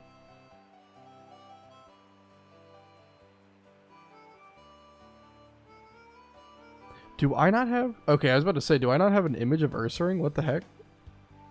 Okay. We're good.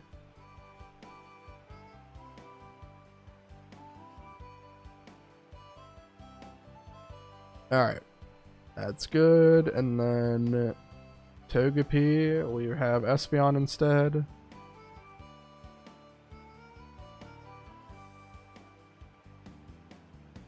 Actually looks pretty close to the size I'm looking for.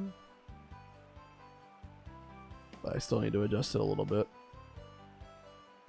And then, Jump Bluff. We've got Shift Tree.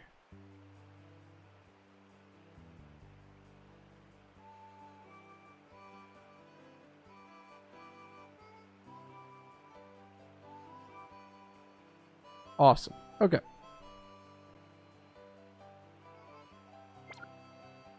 Alright, let's go and fight some people.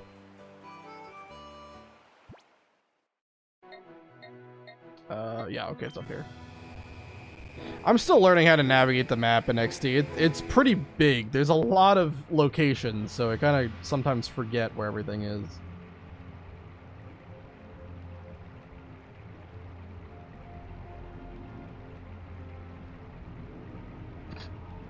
These goofy people. Hey, this is no place for a kid like you. Nah, can't let you in. Nope, you run along now. There's no place for a kid like you. Huh, wait a minute. The weird machine on your left arm. You look sort of like that kid I saw on TV, but maybe not. Hey kid, were you ever on TV? Yeah. What? The kid taking the fight to Cypher is you? Well, what an opportunity. I'll knock you out and earn myself a promotion to admin. Hold it there.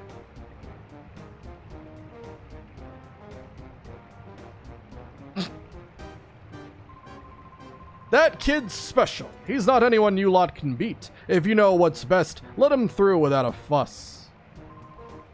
What? Don't make me laugh. Hey kid, you let us handle things here. It wouldn't pay to make a racket. All I do is alert the guys inside the building. Hey Waken. Yo. Hey, you guys are from Team Snag'em. What do you think you're doing here? Gloom, hit him with sleep powder.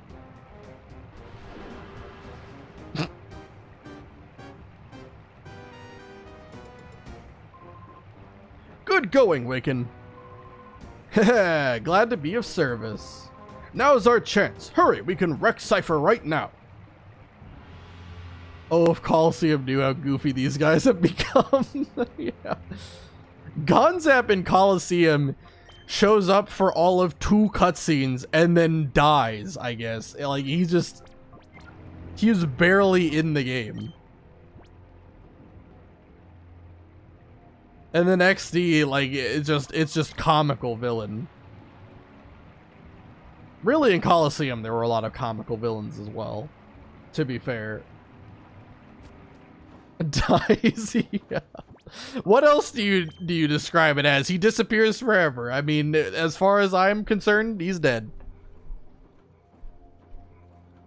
Out of sight, out of life. Oh wait, hold on. What items do I have on you guys?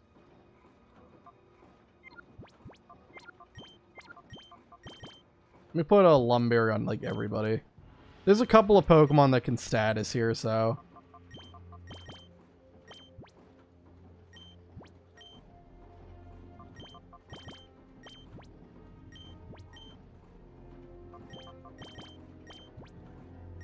Oh, you were already holding it.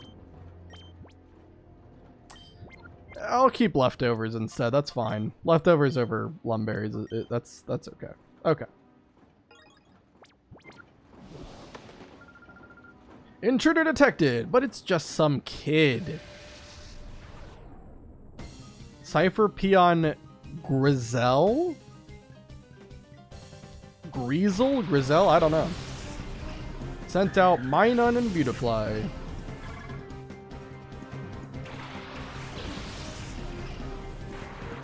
Okay, so what's the full team? It's Ledian and Illumise after this, so a lot of bug types here.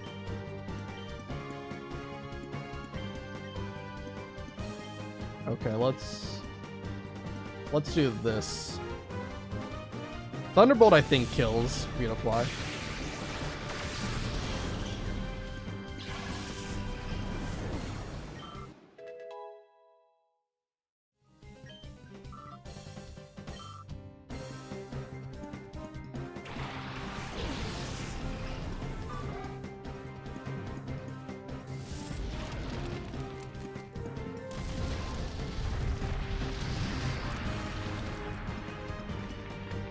Very good damage.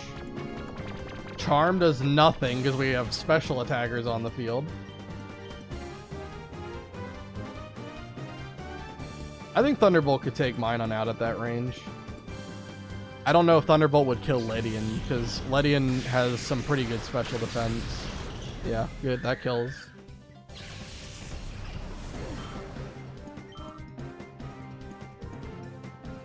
And Illumise.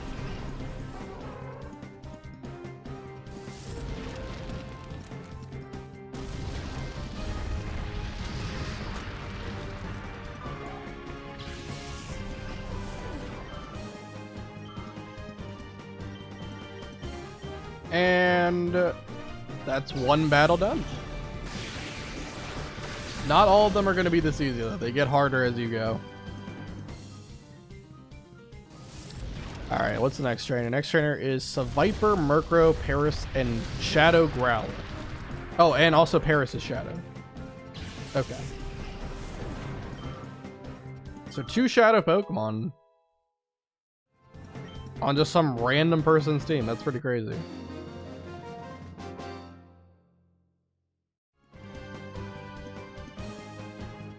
But you're just a kid. How can you be so strong? Alright, we're gonna put you two in the lead, I think. So Viper, Murkrow, Paris, and Growlithe. Okay.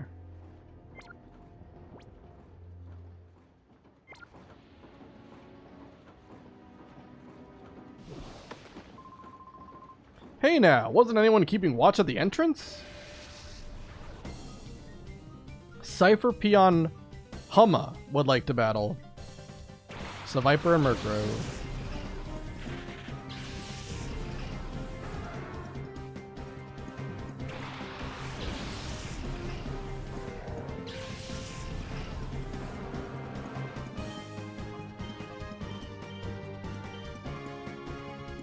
Should I double attack into Murkrow?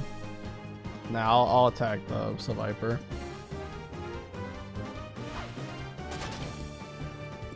Good damage. Wrap. Ouchie.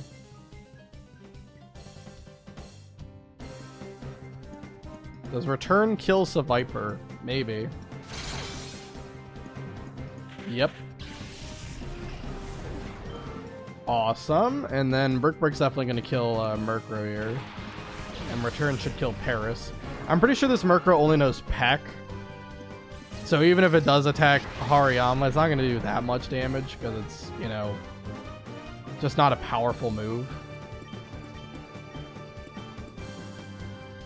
It also apparently has Nightshade.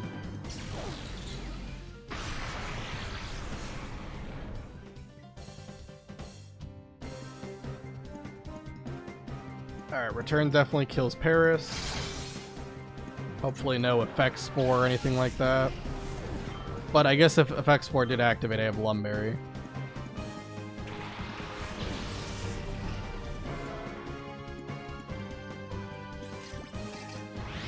Also, if this Growlithe has Intimidate, Brick Break might not kill. Okay, well it didn't have Intimidate, so it's okay.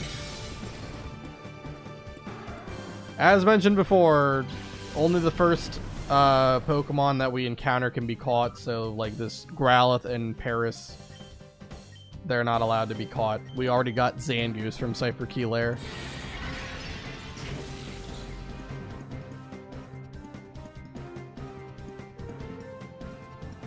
And Zangoose is a very good encounter, although I would not have been upset to get this Growlithe. Growlithe is fantastic. Just a little bit sad that it didn't have Intimidate. Would have been way more valuable if it did.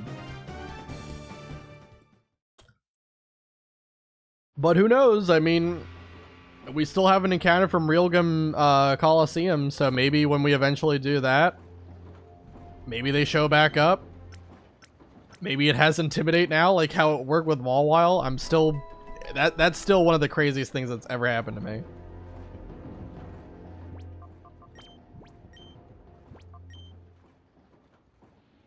Alright, what's next, trainer?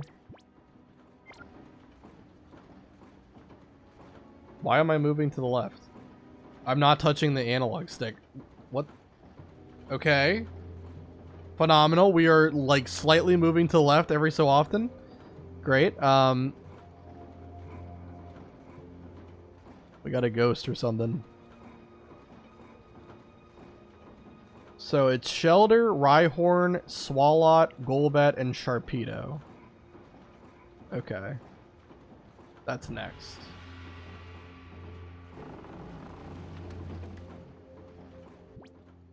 And, yeah, Ursaring and Hariyama, I think, is a good lead here. Alright. Who gave you permission to enter? Me.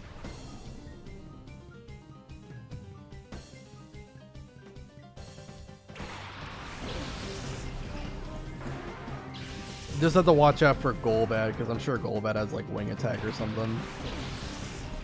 But I also think Return probably just one-shots Golbat. So it should be fine.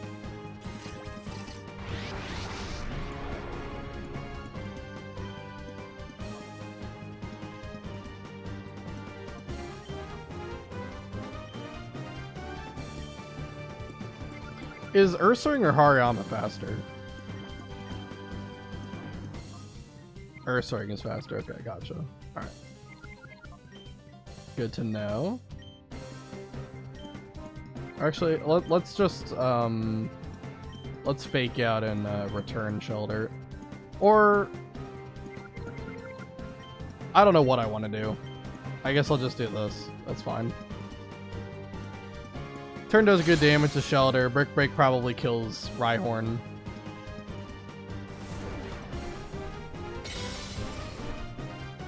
No, it doesn't kill Rhyhorn, actually.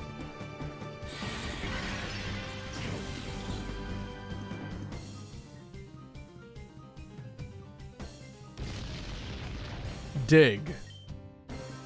Fantastic.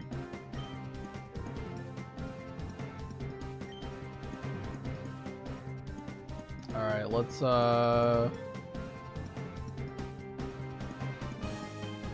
just do that. I might have to swap out a Hariyama here. I was hoping to have Protect for when Golbat was on the field so I could kill Golbat and Protect, but now Golbat's gonna... Well, actually, is Golbat the... No, Golbat's the 4th Pokemon. Okay, we're still fine. We're okay. I thought it was the 3rd Pokemon. Nice.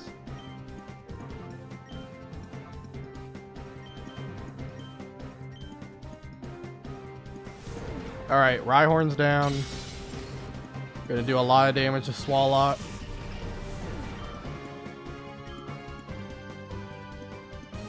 But it's not gonna kill.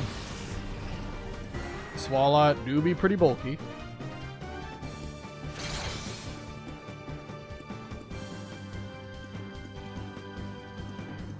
Shockwave, okay. Swalot, Shockwave, new meta, huge.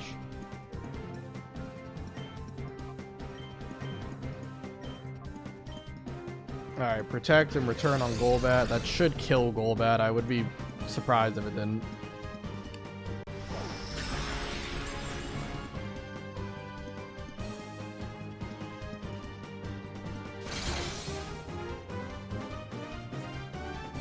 Oh my god.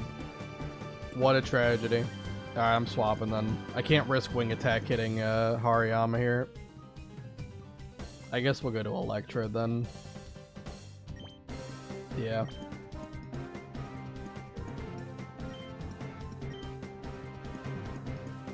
And what's the last Pokemon after this?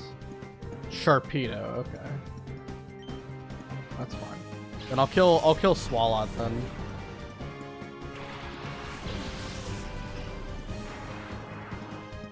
Astonish. 7 damage, huge.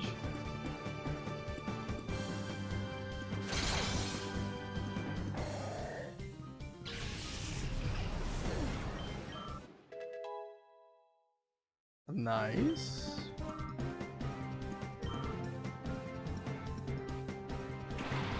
Yeah, I definitely think next time we play, there's probably still gonna have to be some grinding when, like, we get near, like, Gorgon, but it won't be nearly as bad as it was today. I didn't realize how long it was gonna take to get everyone, or not everyone, but getting Mawile and Jumpluff specifically to 36. I didn't think it was gonna take that long. But it'll be fine. Sharpedo goes down to Thunderbolt here. And then we'll kill Golbat with Return. And that'll be another training down.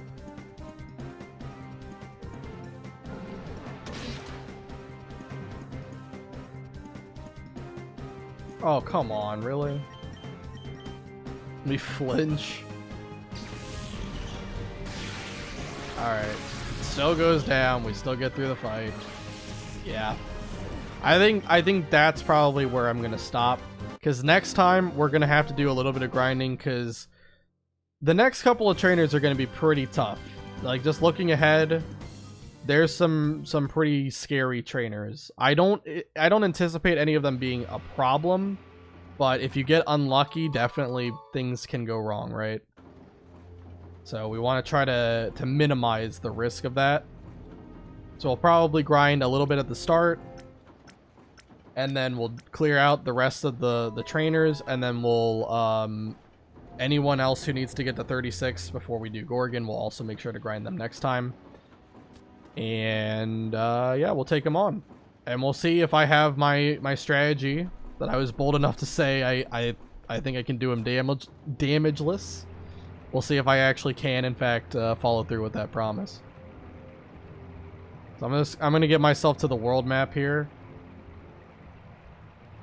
because we're gonna start with grinding next time. But yeah. All right, that's close enough. All right, save the game. All right, and next time. Also, I should mention, I'm probably not going to be streaming on Thursday this week, because unfortunately I've got a lot of stuff going on. I don't think I would have time on Thursday to stream. So hopefully, I'm hoping to be back here on Friday. I'm planning on streaming on Friday instead.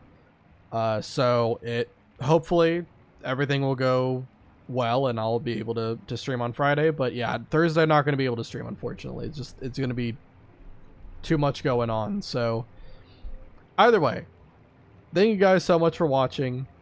Thank you, Art, Doctor, Linkum, Shaman, all of you for being here. It was a very lively chat. Had some awesome conversations. Went on yapping and rambling a whole bunch, but it was a very fun time. So anyway, whether you're watching on Twitch, on YouTube, or watching the VODs, I will see you all next time.